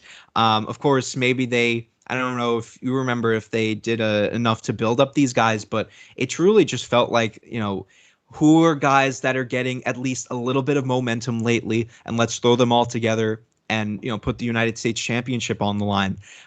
That's really all I got from this. So I wanted to try and make it a little interesting. But even with what I had, Ziggler and Morrison were both guys at this time who really didn't have a lot going for them. I think the last that Ziggler really had was that World Heavyweight Championship run with Edge, and Morrison was just lost in the shuffle. I think he was even on a losing streak for a while. The last I remember something interesting from Morrison around that time was he had a really good match with King Sheamus at the Tables, Ladders, and Chairs event. And outside of that, that was really it. You know what I mean? So you don't even really have a lot to work with here. That's why I wanted to include a battle royal, just to have guys that we could fill up time with and who haven't really been doing a lot of stuff, at least get them on the card in some capacity. That's why I hope that this Ziggler-Morrison match would at least lead to something as far as a direction or a program between these two. But yeah, I definitely agree with you. The roster around this time, it was just so weird. You know what I mean? Like, for a company without a brand split around this time, you would think that you would have a lot of different options, but at the same time, it felt like a very thin roster. Yeah, I think this was maybe around this era, or I would say probably around 2010, 2011 is the time where we are seeing now the results of what started back then in terms of kind of focusing around certain key players and not elevating other people. I mean, if we had elevated a Dolph Ziggler back in 2011, who knows where he would be at this point? He might have been this generation's Shawn Michaels. We don't know. Same thing with a couple of the other guys on this card. I mean, yeah, Kofi Kingston is on this card, and yes, he was the champion. Yes, he was a part of New Day. I personally am not a fan of New Day. I think that they're fine in terms of their standing on the card as being kind of a comedy act. I never bought Kofi Kingston as WWE champion, throwing pancakes and this and that. It just kind of devalued the seriousness of the title. Not to say that Kofi Kingston wasn't a great champion, and not to say that he couldn't have carried that title for much longer, but I think he needed to separate himself from the New Day gimmick to be sort of a viable champion, as opposed to kind of, well, I always harken back to, okay, he loses to Brock in 7 seconds and then the next week he's throwing pancakes again. I didn't really understand the booking, but my point is that there's a lot of people on this card back in 2011 that, had they been elevated at that time, could be superstars, standout, head and shoulders above the rest in terms of their placement on the card today. So I think we're definitely at a point here where, to your point, I mean, making this a singles match makes a lot more sense for me. I think it makes it less confusing, less complicated. You don't need to have the air traffic controllers there, kind of, especially it's hard for the commentators as well. When you do a fatal 4-way match like this, is because you have to get so much in terms of each person's particular style and each person's backstory and things of that nature. So I think that you kind of made the best of a difficult situation, and a singles match was the way to go here, definitely. Yeah, I mean, it also makes it more easier for the commentators in a sense that there would probably be more of a story going into Ziggler and Morrison than there would be a fatal 4-way. So it allows them more to talk about, focus on the story, but also focus on these two going at it. Two of the best probably in-ring workers around this time, and, throw the championship on there, and it allows you to move on and at least have some direction. Yeah, 100%. I completely agree with that. So if there's nothing else on this this United States Championship match, I think we're ready to move on to the next one, which is the World Heavyweight Championship match. Now, I don't know if this is the next match on your card, but if it is, you have Randy Orton as the champion. Obviously, Mark Henry's not in the match. Can I guess who the opponent's going to be? Go right ahead. I am really hoping it's Jerry the King Lawler. Unfortunately, it is not Jerry the King Lawler. I kept commentary on commentary. Although that's a pretty interesting match to see Jerry Lawler in a WWE title match and a World Heavyweight Championship match in 2011. Yeah, what a year that would be for him. Can I get a refund now? I'm done. No, I'm kidding. I'll be hanging up now, I guess, since there's no Jerry Lawler on this card. Yeah. No, you've been future endeavored. No, that's I'm only kidding. So what do we have next then? Is that the next match on the card, the World Heavyweight Championship match? Yes, it is the World Heavyweight Championship match, and we're already talking about I mentioned Elimination Chamber 2011, and I went back to watch your guys' rebooking of it, and I was a little annoyed because I wanted to do this, and I did it anyways, but I saw that you guys also did a kind of champion versus champion situation with, I believe it was Del Rio as your Intercontinental Champion against Edge as the World Heavyweight Champion. And I came up, this was actually one of the first matches that I saw. So this would definitely be in a different universe. We wouldn't have two of them, but I did book Randy Orton as your World Heavyweight Champion against undashing Cody Rhodes as your Intercontinental Champion. Winner takes all. Reason why? I love Cody Rhodes as the undashing gimmick. I think you could have done so much with it, including being in a world championship position. And although giving him the IC title definitely, raised the status, I want to see him more, So after SummerSlam, Randy wins the world championship. He's looking for someone else other than Christian, because Christian keeps asking for his one more match and stuff. So he's looking for other competition, and we kind of fade into this Cody Rhodes program, where Cody is the IC champion, but he wants to take the title away from Randy. I guess you can play into Randy's grotesque look, as Cody would probably call it, or whatever it may be. And however you get to it, you eventually lead to a winner-take-all match. Probably this is unrealistic that it would happen, that you would get a winner-take-all situation. However, the reason why I did this is because there was a tagline associated with this Night of Champions, which I think they put it on the poster, but the tagline was, "It's a night you will never forget." So with that in mind, I really wanted to make the show as big as I could for a Night of Champions show, and make this truly a night you will never forget. So with that being said, this is one of the the second interesting match of Orton and Rhodes, winner take all. And your winner is actually going to be Orton, and he'll take the IC title off of Rhodes, which I'll get into why in a second. So, let these guys go 18 minutes. They're fighting on the outside. Really, I want to see their match that they had. I believe it was on a SmackDown, that I think Cody Rhodes, it always stuck with me that Cody Rhodes got busted open, and it was just a really cool visual. I want to see that match taken onto a pay-per-view. You do shenanigans with the mask. You could even have maybe his paper bag handlers get involved, and Orton can hit an RKO on them, whatever it may be. Let this match have some fun with it. And at the end of the day, Orton hits the RKO on Rhodes for the win. After the match, Christian will attack Randy Orton. After the match, carries on the one more match story, and Rhodes will join in. So it's a 2-on-1 attack. Daniel Bryan actually comes out to make the save. We saw him earlier on in the show.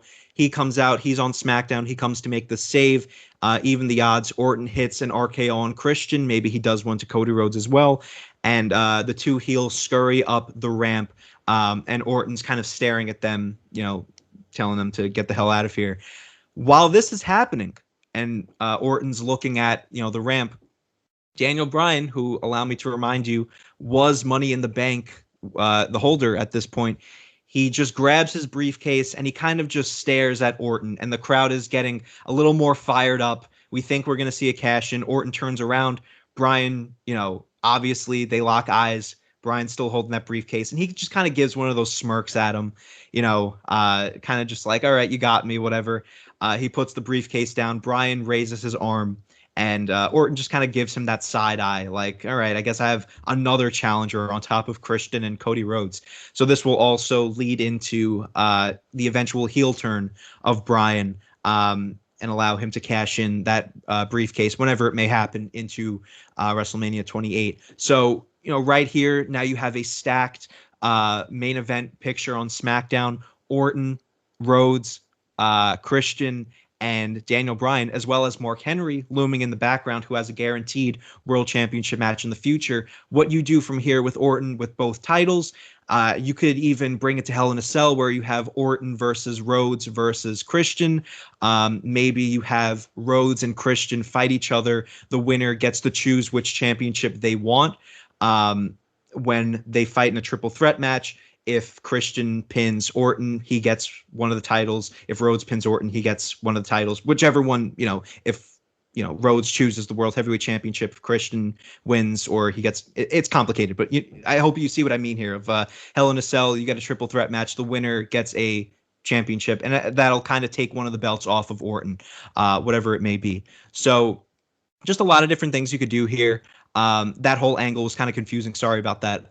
But it just basically what it leads to is a more stacked SmackDown title division. And then you can even have Big Show come in, and you have some stuff with if Mark Henry actually wins the world title. Now you have that same kind of vibe with Mark Henry and Big Show. Just a lot of different things. And I think the main purpose of this match, not only to get Rhodes in the world title picture, was to really just bolster up the SmackDown World Heavyweight title picture. You have 6 guys at minimum that you could really carry the flagship going forward, and have Orton as your top guy on SmackDown. Yeah, no, I think that you laid that out really well. I think it all makes a lot of sense. And for me personally, I kind of like the idea of maybe at the next pay-per-view, you have Orton having to defend both titles. So maybe you do the opening matches for the Intercontinental, and then maybe, close to the, I don't know if it'd be the closing match or maybe like the semi-main, you could have Orton defend the championship, the World Heavyweight Championship as well. So I kind of like the idea of sometimes, that's great if you're able to accomplish that and become a dual champion. All the power to you. But at the same time, you're going to have to defend both titles on marquee events. I think it makes more sense that way, as opposed to kind of, because then what happens, and I think it's happened before in the past, is that the secondary title gets marginalized. So if you're a dual champion, you're a world champion, and then say a United States or a Intercontinental or even a tag team champion at the same time, those secondary titles always take a back seat to the main world or WWE championship, which on its face makes sense.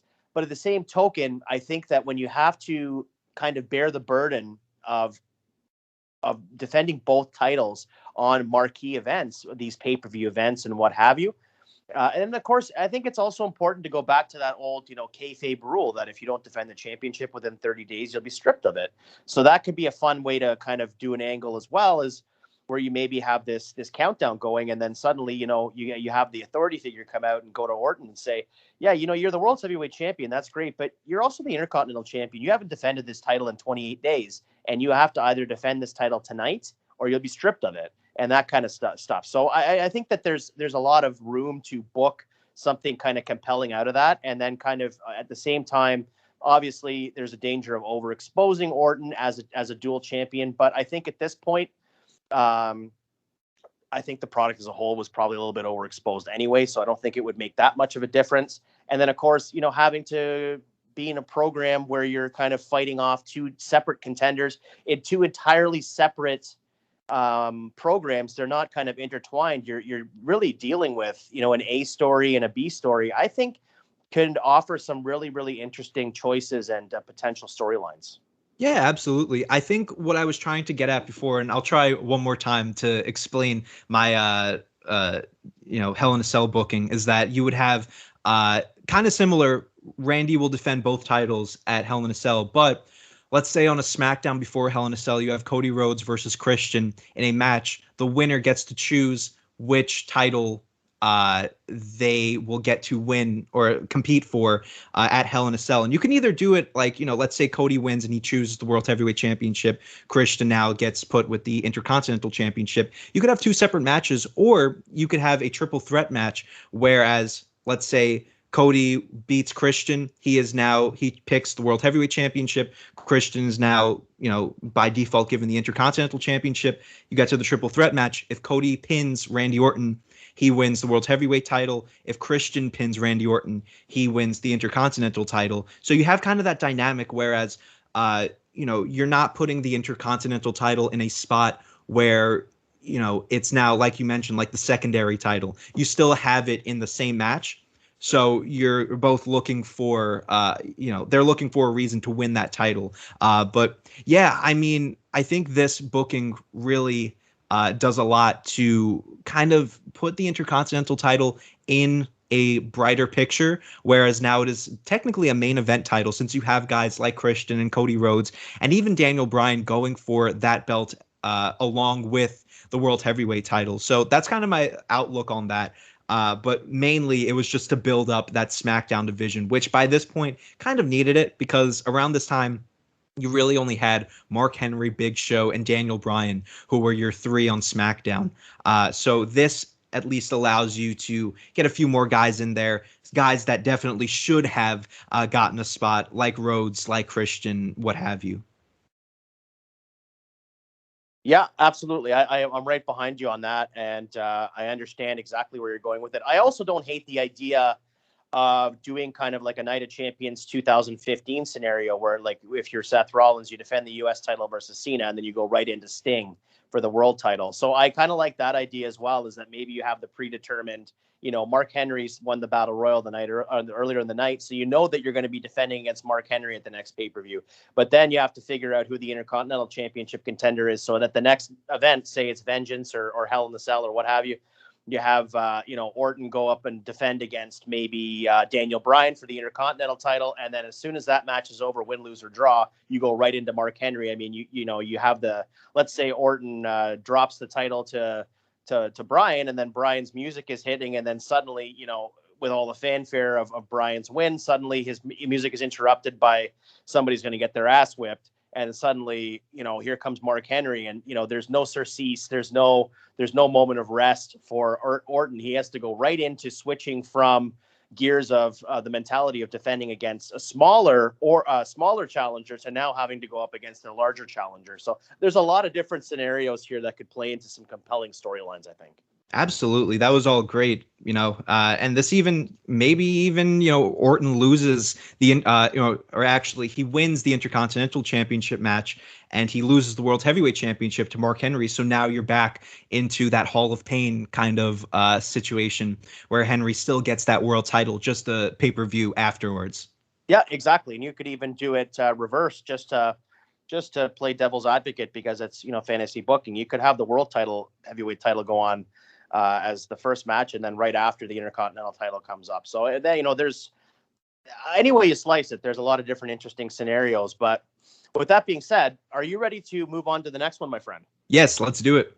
All right. So the next matchup is for the now defunct Divas Championship, and it's going to be Kelly Kelly, your champion, with Eve Torres, defeating Beth Phoenix, Buffalo's own Beth Phoenix, with Natalia. What do you have for me, pal? Quick switch on this one. Actually, now that you mentioned Buffalo's own, I did forget that they were in Buffalo for this one. I won't change the booking regardless, but I should have put Beth in the spot. However, I did go ahead and I put Kelly Kelly versus Natalia, simply for the reason that we would get Beth versus Kelly at multiple pay-per-views this year, and I just wanted something fresh. Natalia is probably the best in-ring women's talent at this point. Still, to this day, probably one of the better ones. So, give her a nice little championship match with Kelly Kelly.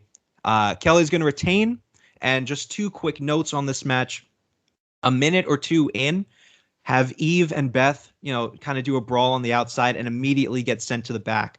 Because what I want this match to do is to put focus on Kelly, Natalia, and basically the Divas division as a whole. Let this match be a way for really Kelly Kelly to prove herself as a credible champion against the top in-ring women's talent at the time. Let them go 10 minutes. I know around this time, as much as I hate to say it, this would be your quote-unquote bathroom break match. This is definitely, in my universe, not a bathroom break match whatsoever. I want these women to go 10, 12 minutes, have a really good match. Sending the outside interference to the back will allow the focus to be on the match. Whereas now, at your next pay-per-view, where Beth is set to win the Divas Championship off of Kelly Kelly, now you have at least a threat for Kelly to, still be a credible opponent against Beth, which I think will just build up the Divas division and have a lot of different contenders for that championship. So although this isn't really similar to what they were doing at the time in putting some focus on the women, that's kind of my mentality here, is let Natalia get the best out of Kelly and really just put her over as a good champion. Yeah, that's I'm all for that. I mean, again, this is an era. There's a very transitional time in the women's division at this point. I think that Kelly is a little bit underrated in terms of her skill in the ring. I think that a lot of the women in this era, this was kind of some of the women that were on this roster in terms of their ability to work, I think is marginalized based on the fact that they weren't really given a lot of time. I mean, Kelly was decent in the ring. She could work. And of course, Natalia, she's a heart. She was going to make the best of any situation. So I really think that given the proper amount of time, I think we could have gotten a really decent match here. I mean, if I'm looking at it, it's 6 minutes 26 for the actual match. Of course, in canon, Beth Phoenix was defeated in Buffalo because, of course, nobody ever goes over in their hometown in WWE. But no, I think that you made a compelling argument for this match being a really decent 10-minute match on pay-per-view, and I really do honestly think that somebody like a Kelly was more deserved of some credit in terms of her ability. I don't know how she would fare in today's women's division because she hasn't been active as a competitor for so long. But I definitely think at the time she was somebody who deserved a little bit more credit in terms of her abilities in the ring. 100%. And I think, starting here, at least at Night of Champions, will allow you to build up Kelly or not really build her up, but allow her to show those talents. You could have Kelly go against Natalia, go against Beth, maybe go against Eve. I know that they were buddy at this time, but maybe allow jealousy to get the better of Eve and do that heel turn a little earlier and, let Eve win the championship. There's a lot of different things that you could do here. And I just feel like they completely missed the mark on the women for so long. That's why I'm very happy that the whole women's evolution has definitely shaken things up and put a more of a focus on the women's division. But around this time, you had the talent. It was just you weren't booking them the right way. Yeah, I agree 100% with that. That goes without saying. I think that there was a bit of an abyss in the women's division in terms of it was a bit lost in the shuffle after we lost Trish and Lita as regular in-ring competitors and they had retired. I think as though the women's division in a way almost regressed because they weren't really sure where to go with it from that point. And I think at this point now, Beth Phoenix came in and she was really kind of hitting her stride around 2008, 2009. So I felt like she really kind of re-energized along with Natalia and some others, the women's division. So I think that at this point in 2011, we are very close to kind of getting to that point of the women's evolution. So I really applaud you for making more of an effort with the women here and giving them some more time. They really were deserving of it.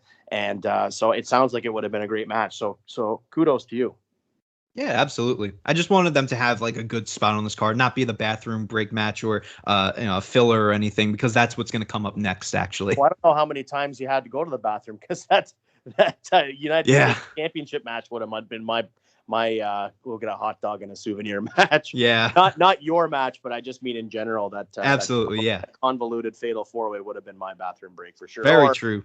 Go and get yourself another, in my case, Rolling Rock. So the next match on the card is scheduled for one fall, and it is for the WWE Championship with John Cena defeating Alberto Del Rio, accompanied by Ricardo Rodriguez. Now, obviously, this match has changed. So, is it going to be Del Rio versus Jerry the King Lawler? We could put Jerry on the dark match, actually. I think we'll let the fans go home happy. And by the fans, I mean you, because you were in attendance. So we'll put him in the dark match for this one. However, this is where things get to become a little crazy. So I mentioned that I wanted to fill out all 7 slots. And I wanted to have everyone on the card here. So I got through 6 matches and I was like, okay, I'm left with 2 guys here. I mentioned that we were going to skip over the dark match because there was still I used Daniel Bryan, but there's still one other guy, and I decided this will be your filler segment, and maybe not really a filler because you might want to see this one, but nevertheless, Heath Slater comes out. He was just starting off his one-man band gimmick, fresh off of his tag team with Justin Gabriel and the Core and whatever else. So he comes out in typical Heath Slater fashion. He's just demanding his spot on the card. Maybe he racked up a few wins on SmackDown against, I don't know, a Great Khali or whoever. And he's saying, I want a match on this card. We're in Buffalo, the worst part of New York, whatever. And he says, I'm calling out an open challenge right now. Anyone in the back, I want a match, and I want to prove that I'm the one-man band. So who comes out but Triple H? Now, Triple H actually comes out in a suit, and he tells Slater, not on the mic or anything, but he's just yelling at him like, "Get out of the ring, piss off. We have a WWE Championship match coming next, and we need to set up. So, stop wasting our time. Get out of here." Heath does not take exception to that, and maybe a little war of words. Heath Slater slaps Triple H in the face. Triple H, kind of similar to what we're going to see Triple H in the future, kind of a character change for him. He tells the timekeeper to ring the bell, and an impromptu match takes place. Heath Slater versus Triple H in an open challenge. Triple H, of course. Maybe Slater gets a few punches in, but really Triple H is getting his spine buster and a pedigree in about a minute just to pop the crowd and get them ready for the main event. We have Triple H defeating Heath Slater in a quick 1-minute filler match. Why did I do this? Really, for no other reason, but I had Triple H and Heath Slater left, so I decided let's get these two in a in a dream match. But I will say that what happens after the match is that CM Punk makes his entrance because we have the WWE Championship match taking place, which I will get to in a moment. Really, just what he does is that he makes his entrance as Triple H is standing in the ring, probably without his suit, jacket, or whatever on. He wrestled in the suit, by the way. I need to say he wrestled in dress shoes and everything. Just a quick pedigree in dress shoes. Why not? But Triple H is standing in the ring, and CM Punk basically just comically tells him to piss off, kind of in the same way that he told Heath Slater to get out of the ring because he has to get ready for his main event. And, of course, these two have tension, and that will play into the main event. But that's what I came up with. I'm very intrigued to see what you think of getting Heath Slater and Triple H in a match. Go for it. What do you think of this one? Definitely not the way I thought it was going to go. I'm glad we didn't see Del Rio and Heath Slater because I have no interest in seeing that at all. And and it would have been a heel on heel match anyway. I think I don't hate the booking because I can see, I mean, I don't want to get ahead of myself, but I'm fairly certain I know what the main event here is. I don't necessarily I think we need to have, the bell ring and to have a match between Triple H and Heath Slater. I could see it more along the lines of maybe just, having a couple of, I almost hearken it back to when Steve Austin would return and, you'd have him, duck a couple of clotheslines, hit the Thez press, do the boots and the stomps to the, the corner, stomp in a mud hole, walking it dry, and then hitting the stunner. I kind of feel like that's the same thing here with Triple H. We could just as easily have seen, do a couple of spots here, have Triple H, get whipped off the ropes, take a turnbuckle spot, come back with a high knee, hit the pedigree, and call it a day, as opposed to actually making it a match. I don't hate the idea, but I do think that maybe actually making it a match per se is maybe a little unnecessary. Yeah, absolutely. I mean, It really would just come down to what you said, just that little angle. But my whole reasoning was that I wanted to fill the 7 matches, so I figured might as well. I was originally just going to make this a segment, but then I remembered that I have that 7th match still to fill up. So I was like, let it just be a minute. We could call it a match, but it's really just a segment. But basically, it would just be what you said. Just, have that little moment to, kind of break the crowd and allow for the main event to get proper hype or whatever. Yeah, and just for future reference for you, buddy. I mean, you never have to stick to as many matches are on the card. If you want to add or subtract, you are more than welcome to do so. But I appreciate your stick-to-itiveness in terms of trying to emulate the card as best possible. You're doing a great job so far. I have to say, for somebody who's a first-time booker, I'm really enjoying what you're putting down here. So great on you. And thank you very much. Yeah, you're more than welcome. Thank you for booking a fun card here.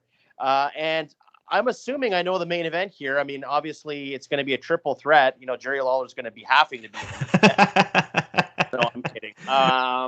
No, we're going to have. I'm assuming. Well, we on canon we had Triple H defeating CM Punk, but if I may, I believe we're going to be getting Alberto Del Rio defending the WWE Championship against CM Punk.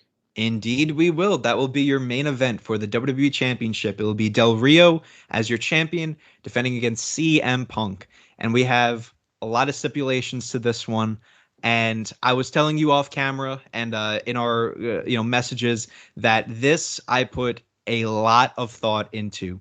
And really what it comes down to is I wanted to take this and allow it to be part of a bigger story, both part of the Summer of Punk as well as stuff that would happen after. So if you don't mind, I have a full page of notes that I would like to break down basically what has happened before this feud, kind of give a little more context, and what happens, obviously at the match and a little bit after, if you don't mind. The floor is yours, sir.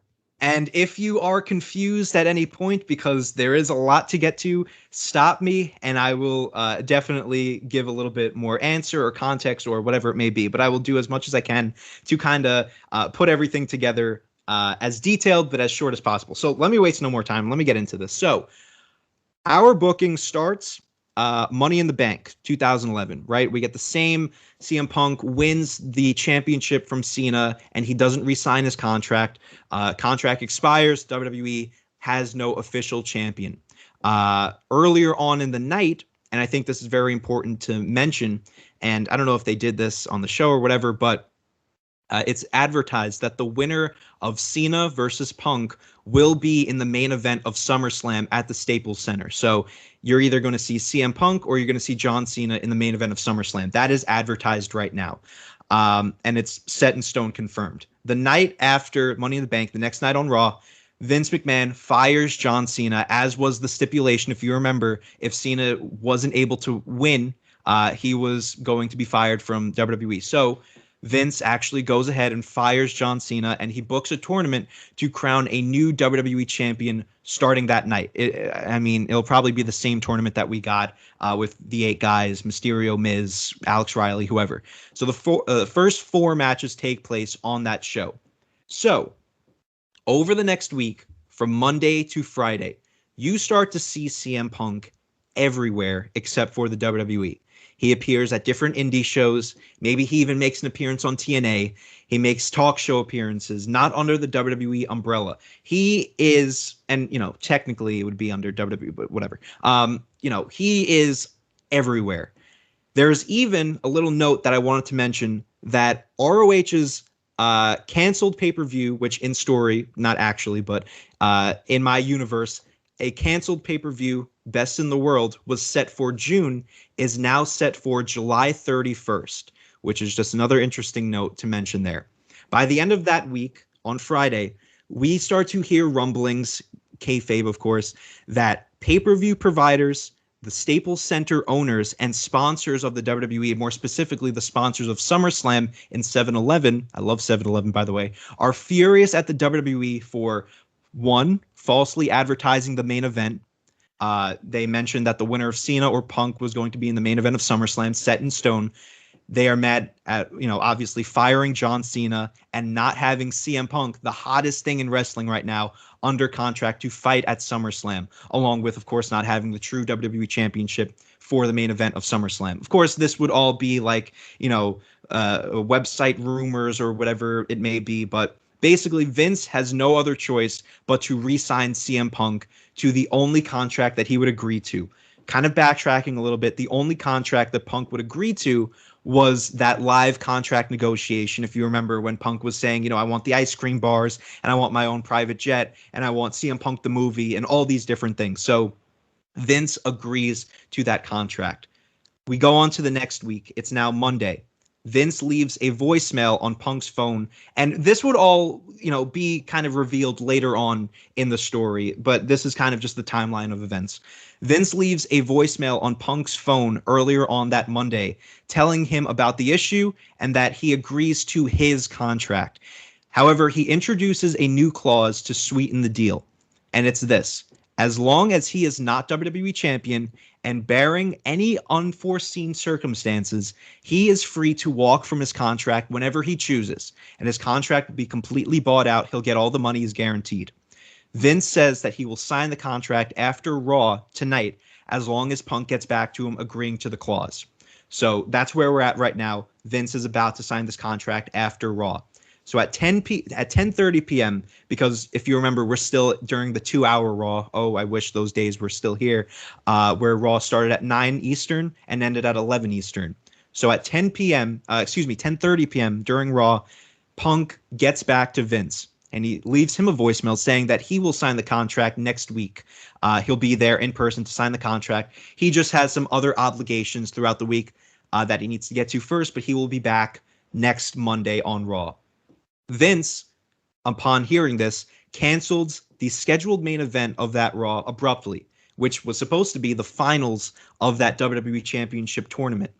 And he tells Michael Cole, announce Vince will have a major announcement at the end of the show. This is all happening very, very last minute. You know what I mean? Like, this is Vince just talking in his ear, telling him, big announcement coming next, cancel everything else. So Vince comes out. Before he can make the announcement, Triple H comes out, and similar to what we saw, he relieves Vince of his duties as chairman on behalf of the WWE based on his actions as of late. Firing John Cena, not signing CM Punk. Their, sponsors and partners are aggravated at the lack of a SummerSlam main event.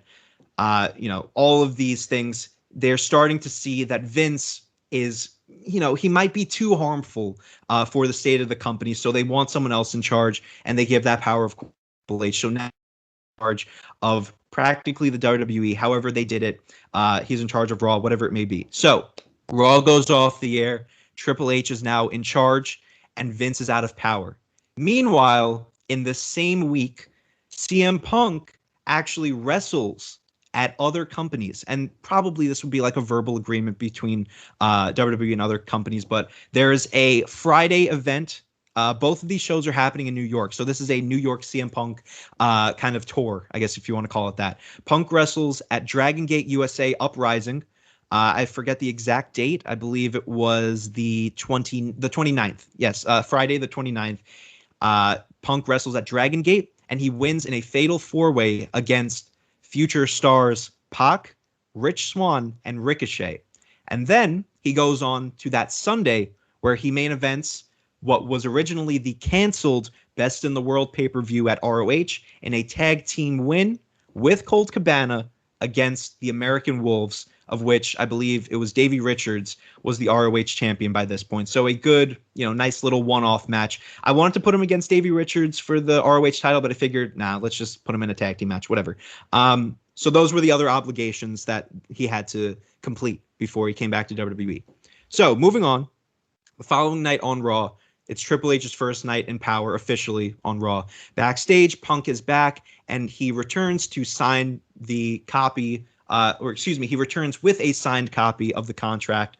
And because Vince was out of power before he could sign the original contract that he told Punk that he would sign, Triple H, who is now in power, signs his name on the line. So now it's an agreement between Punk and Triple H. Let's just keep that in mind for now. So, with that being said, the same events happen. Mysterio wins the title. Triple H books Cena versus Rey. Cena wins the championship that night. Punk makes his return. The main event of SummerSlam is confirmed. Cena versus Punk officially.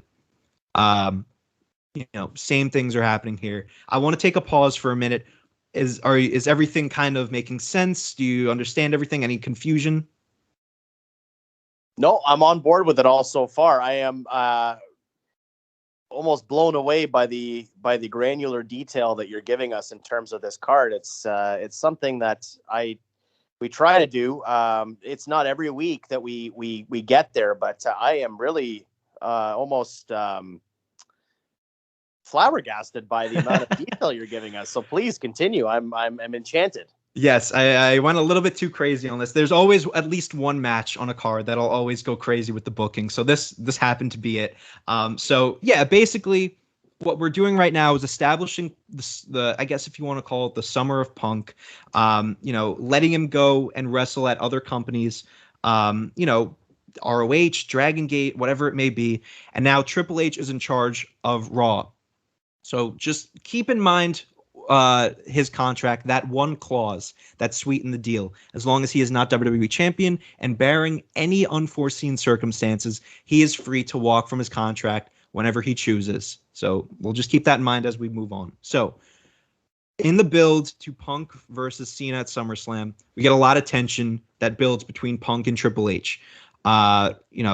Same thing goes. Triple H is the ref, but it's clear that he's really not in Punk's favor. Forever, whatever it may be. We could blur the lines, talk about backstage. Punk is just definitely not in favor of Triple H. Triple H is not in favor of Punk. So the event, we get to SummerSlam, the event plays out the exact same way for the most part, except for the fact that Awesome Truth comes out and they are trying to ruin this match. They've been annoyed. This is kind of where they form, Awesome Truth, is that they form on the basis of Punk and Cena were both out of the company, and now they're back, and now automatically they're being granted the SummerSlam main event. They think it's complete BS, so they want to try and ruin this match. Punk, Cena, and Triple H all work together at a certain point in the SummerSlam match to do away with Awesome Truth. Punk eventually wins the match. Nash attacks him after the bell. Del Rio cashes in Money in the Bank. So that kind of all plays as it was. After SummerSlam, Punk feels that he got screwed out of the title. However, he decides not to leave because remember, the contract says as long as you're not WWE champion, you can walk from your contract. He feels screwed because he got screwed out of the title, but he decides not to leave because he blames it on Awesome Truth. He blames it on Kevin Nash. He blames it on Del Rio, and he even blames it on himself for letting all of this happen. But he doesn't blame it on the WWE. And he feels that it is a disservice to the company and the fans to walk out. So he decides he chooses to stay for a rematch that we will be getting tonight at Night of Champions on one sole condition. And we get this at the contract signing. Awesome Truth, Kevin Nash, Ricardo Rodriguez, John Cena, John Laurinaitis, anyone who you could think of are all banned from ringside. We get to the contract signing. Triple H decides to announce himself as the special enforcer at the contract signing, kind of to enforce this whole ban of everyone. Punk then says, no, you are also banned from ringside or the match is off because we've already built up this tension between the two. He just doesn't trust Triple H at this point, and he doesn't want him anywhere near this match. They come to an agreement that Triple H will only be out there if need be for the match to continue, whatever that circumstance may be. A ref gets knocked down, an injury, whatever happens. Triple H will be out there if need be, and that's the stipulation. So tensions grow between the two drastically from that point on, and it just keeps building up. So with all of that context out of the way, we get to the match finally, and we get a pretty good match, a very good match, I should say. They go about 20 to 25 minutes. Around the 3 to 5 minute mark, Awesome Truth tries to get involved. Maybe they're doing like a masked angle, like they're trying to sneak in from the crowd. Well, they get involved. They try to get in from the crowd, but security throws them out. Punk and Del Rio both try and work together to make sure that they don't get in the ring. And, Punk kind of just like plays it off funny, like waves at them, whatever it may be. So we get the remainder of the match, 20 to 25 minutes, really good stuff.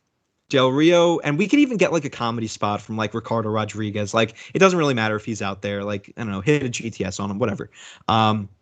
So Del Rio, around the 20 or 25-minute mark, knocks CM Punk into the ref. So the ref is down. Kevin Nash, now taking advantage of this opportunity, tries to get involved.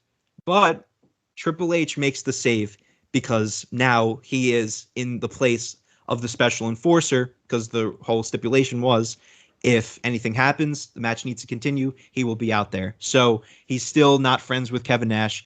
He, just throws him out, and, that's that for Kevin Nash. Him and Punk actually work together to throw him out. Punk now realizes that Triple H is out here, and he kind of shoves Triple H, and he's like, make sure you do the right thing, because, like, I'm already not dealing with all this interference. So Punk goes to hit a GTS. Triple H grabs CM Punk, hits a pedigree, reveals his referee shirt. This is how the match will continue. Triple H is now the official. Del Rio pins CM Punk to retain the WWE Championship. Triple H officially turns heel and has now aligned himself with Alberto Del Rio. Now, that's mainly the match. However, I just wanted to provide a little bit of aftermath, just, a little bit more. So we get to Raw after Night of Champions. Punk is pissed. He says that he wants out of his contract, and that clause is going to take place. He's no longer WWE champion. He doesn't care about the company. He wants out. Triple H brings up the clause, word for word. As I mentioned earlier on in the episode, it says, as long as he is not WWE champion and barring any unforeseen circumstances, he is free to walk from his contract whenever he chooses. The thing is, whose name is on the contract? It's not Vince McMahon. Vince, if you remember, didn't sign the contract. He was supposed to sign it 11 p.m. after that Raw. But he got out of power, and he is obviously he wasn't able to sign it with his power. He just wasn't able to sign it. He had no power. So Triple H's name is on the contract. That is your unforeseen circumstances. Vince is out of power. Triple H has all the power. There you go right there. The deal was not carried over by Triple H, technically in the contract, and he is able to, with his power, deem that unforeseen circumstances. So basically from here, you get Triple H and Punk going forward. Maybe we could even do, you would definitely do Triple H versus CM Punk at Hell in a Cell in the Cell. And this may be a little bit crazy, but to me, this is where you can even book an NWO 2.0. And I know, like, this always gets thrown around, but what if you could do Triple H, Del Rio, Nash, Awesome Truth, who are the tag team champions, by the way. Let me just remind you, Del Rio, who's the world heavyweight, the WWE champion, and you can add others on as you go. And basically the story would carry over until WrestleMania 28 or further, where Punk eventually overcomes this NWO 2.0, beats Triple H, beats Del Rio, gets the title, and we're all happy at the end of the day. So major changes here is that we never really call this the Summer of Punk, because technically it is, but it isn't. You get that 3-week period, which still remains, right? Punk leaves for 3 weeks, but he comes back. But now there's a reason, or it makes it worthwhile that he comes back. And there's a reason, because Vince offers him the contract that he wants. Triple H is now officially a heel, and it's not that weird face versus face dynamic. Del Rio is put in the spotlight and is not, losing the title to Cena, winning it back, losing it to Punk, winning it back. He is your definite champion going forward. And now you include Awesome Truth. You have them in a bigger position. Kevin Nash is kind of like your enforcer of the group. And at the end of the day, this is really all to stake CM Punk as what I thought he was going to be, as your new Stone Cold, if there ever could be one. But I guess this would be more similar to like NWO and Sting type vibes, but whatever it may be. But Triple H, now in charge of WWE, he kind of uses his power for the bad. I want to make sure that it's not like the authority angle, because I'm sure that would still happen later on. it's basically just Triple H taking over NWO and or this faction and putting Punk as their main target going forward. And who knows, maybe this could even main event WrestleMania 28, and Punk wouldn't have a reason to want to leave WWE in the first place because he would get his main event at WrestleMania. I know this was a lot. I really want to know what you're thinking about this. But at the end of the day, Del Rio retains the title, and by the end of Night of Champions, the tagline of Night of Champions, "It's a night you will never forget," truly comes into play as Del Rio and Triple H are now at the top of the WWE. End scene. Well, I certainly appreciate all of the effort you put into it. That is some outstanding booking in terms of long-term booking and how you wanted to have everything presented. Thank you very much. Very interesting. I'm almost at a loss for words. My main thing with this thing was that I remember just, like we mentioned, the build-up to that Money in the Bank match was so great. And then they just dropped the ball on it. They called it the Summer of Punk, but there was never really anything going Punk's way. He came back after 3 weeks. He got screwed out of SummerSlam. So at least this, I wanted to, as a goal, at least provide more context to the story. And I think at most that's what I did with this, besides, making the NWO again. But that's besides the point. Yeah. No, I think it all makes sense in terms of how you laid it out. The only thing I would say is that I guess you could use that as an unforeseen circumstance. The only thing that kind of popped in my head was that wouldn't that kind of nullify the contract, altogether?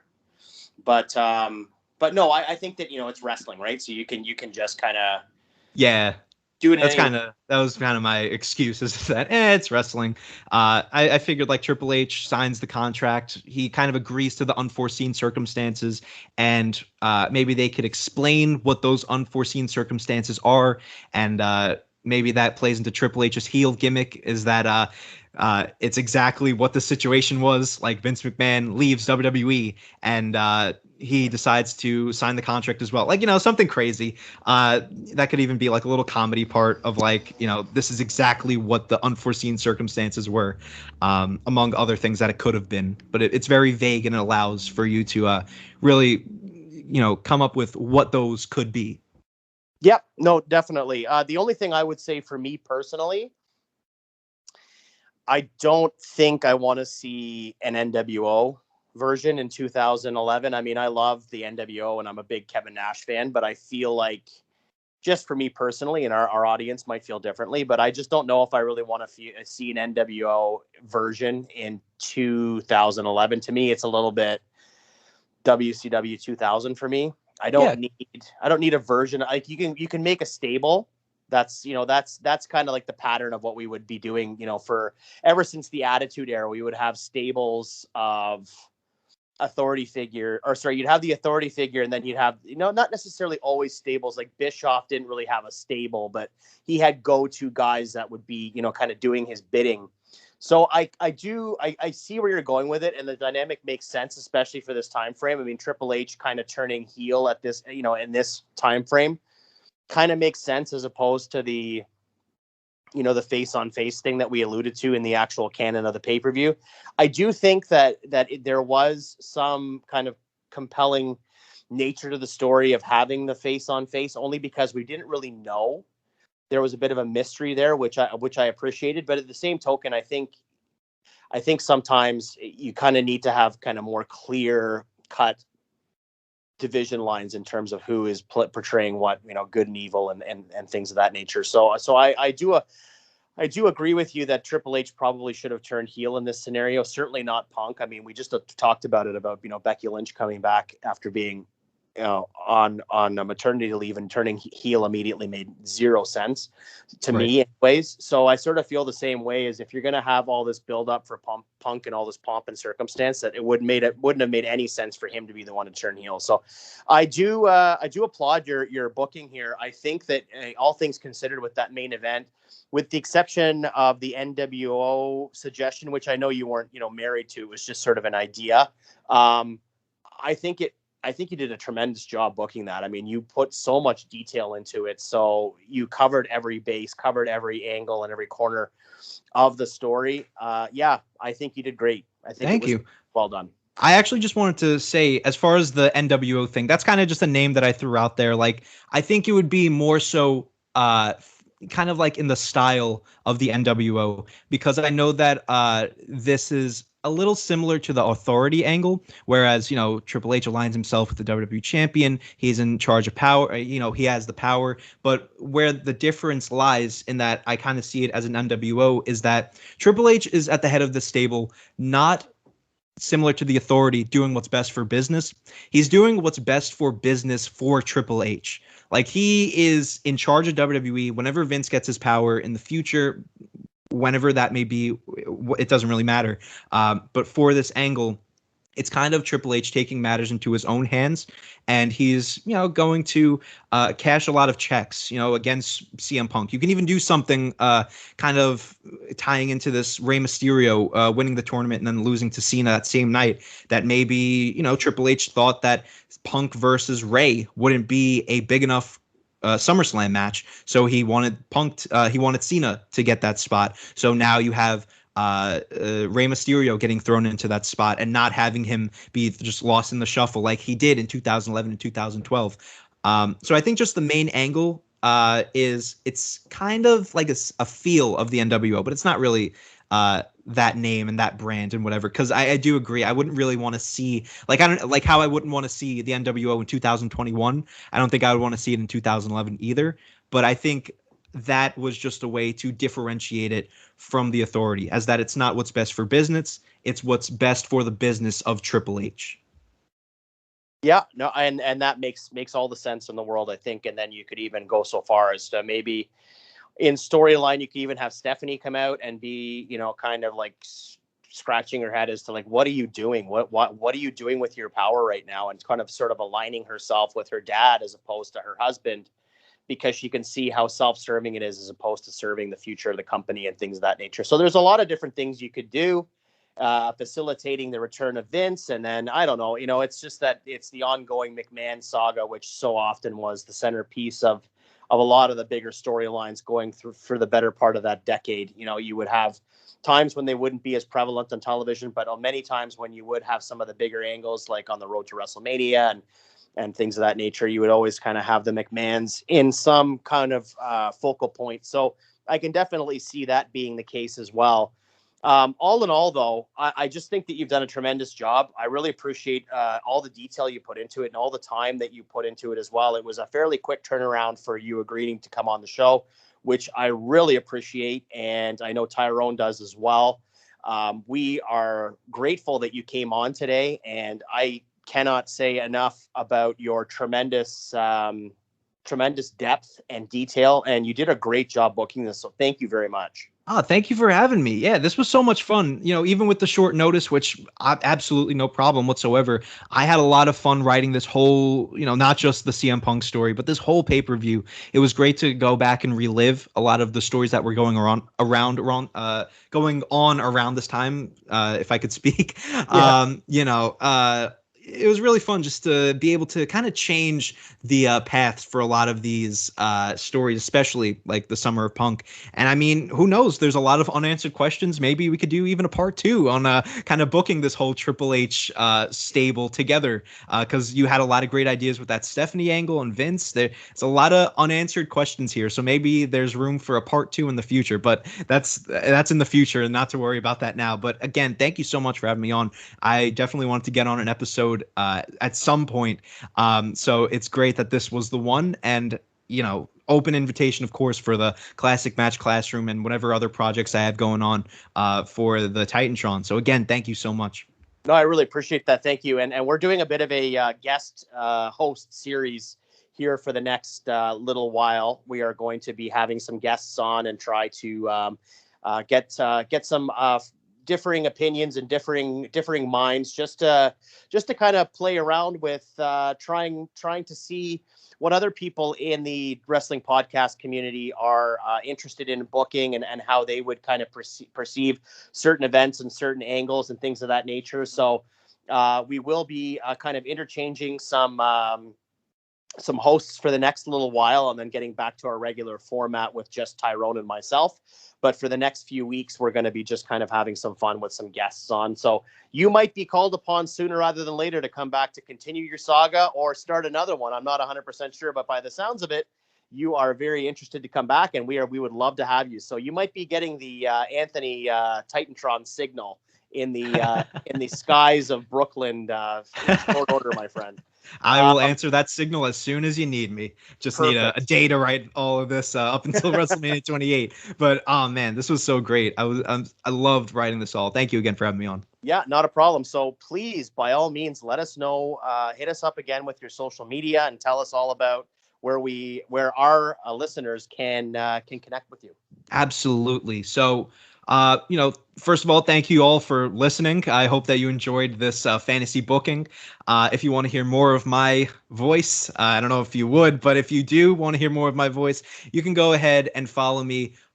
First, my Titantron handles. You can follow me on Instagram at the Titantron Podcast, as well as on Twitter at _Titantron. I'm on YouTube. You could subscribe to me there. That's mainly where I'll post my episodes. But I'm also on Spotify, Apple Podcasts, anywhere that you could find them, honestly.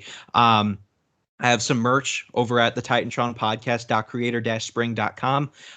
Some really cool little designs over there that you prices, definitely some good prices. You definitely want to check that out. If you are interested in helping out the channel, merch definitely goes a long way. As far as that goes, moving on to the Classic Match Classroom. Again, it's probably the most fun that I've ever had doing a podcast show with my boy Tyler.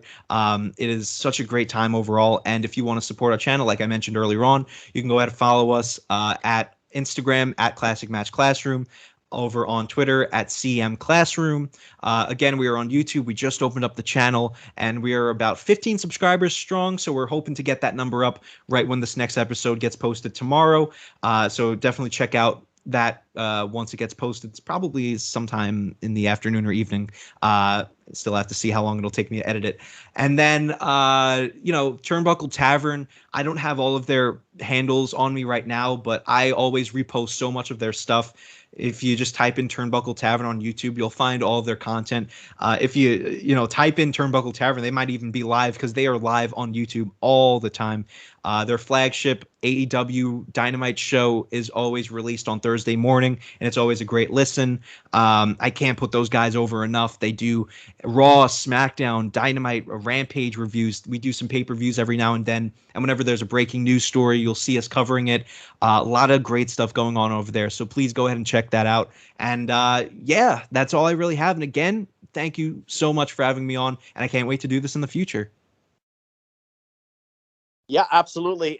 Thank you so much for hopping on, and we are very excited to have you back again. And as I said, it might be sooner rather than later. With that being said, though, a big thanks to Anthony for being on this week with us. He's been very gracious with his time and his efforts. I will quickly plug next week's show. We are actually going to steal a page from the Counted Out 7 podcast with Mike and Tyler. We are going to be joined by very special guest host Nick from the Universal Wrestling Podcast. And we are going to be doing, they're great. We're excited to have them on.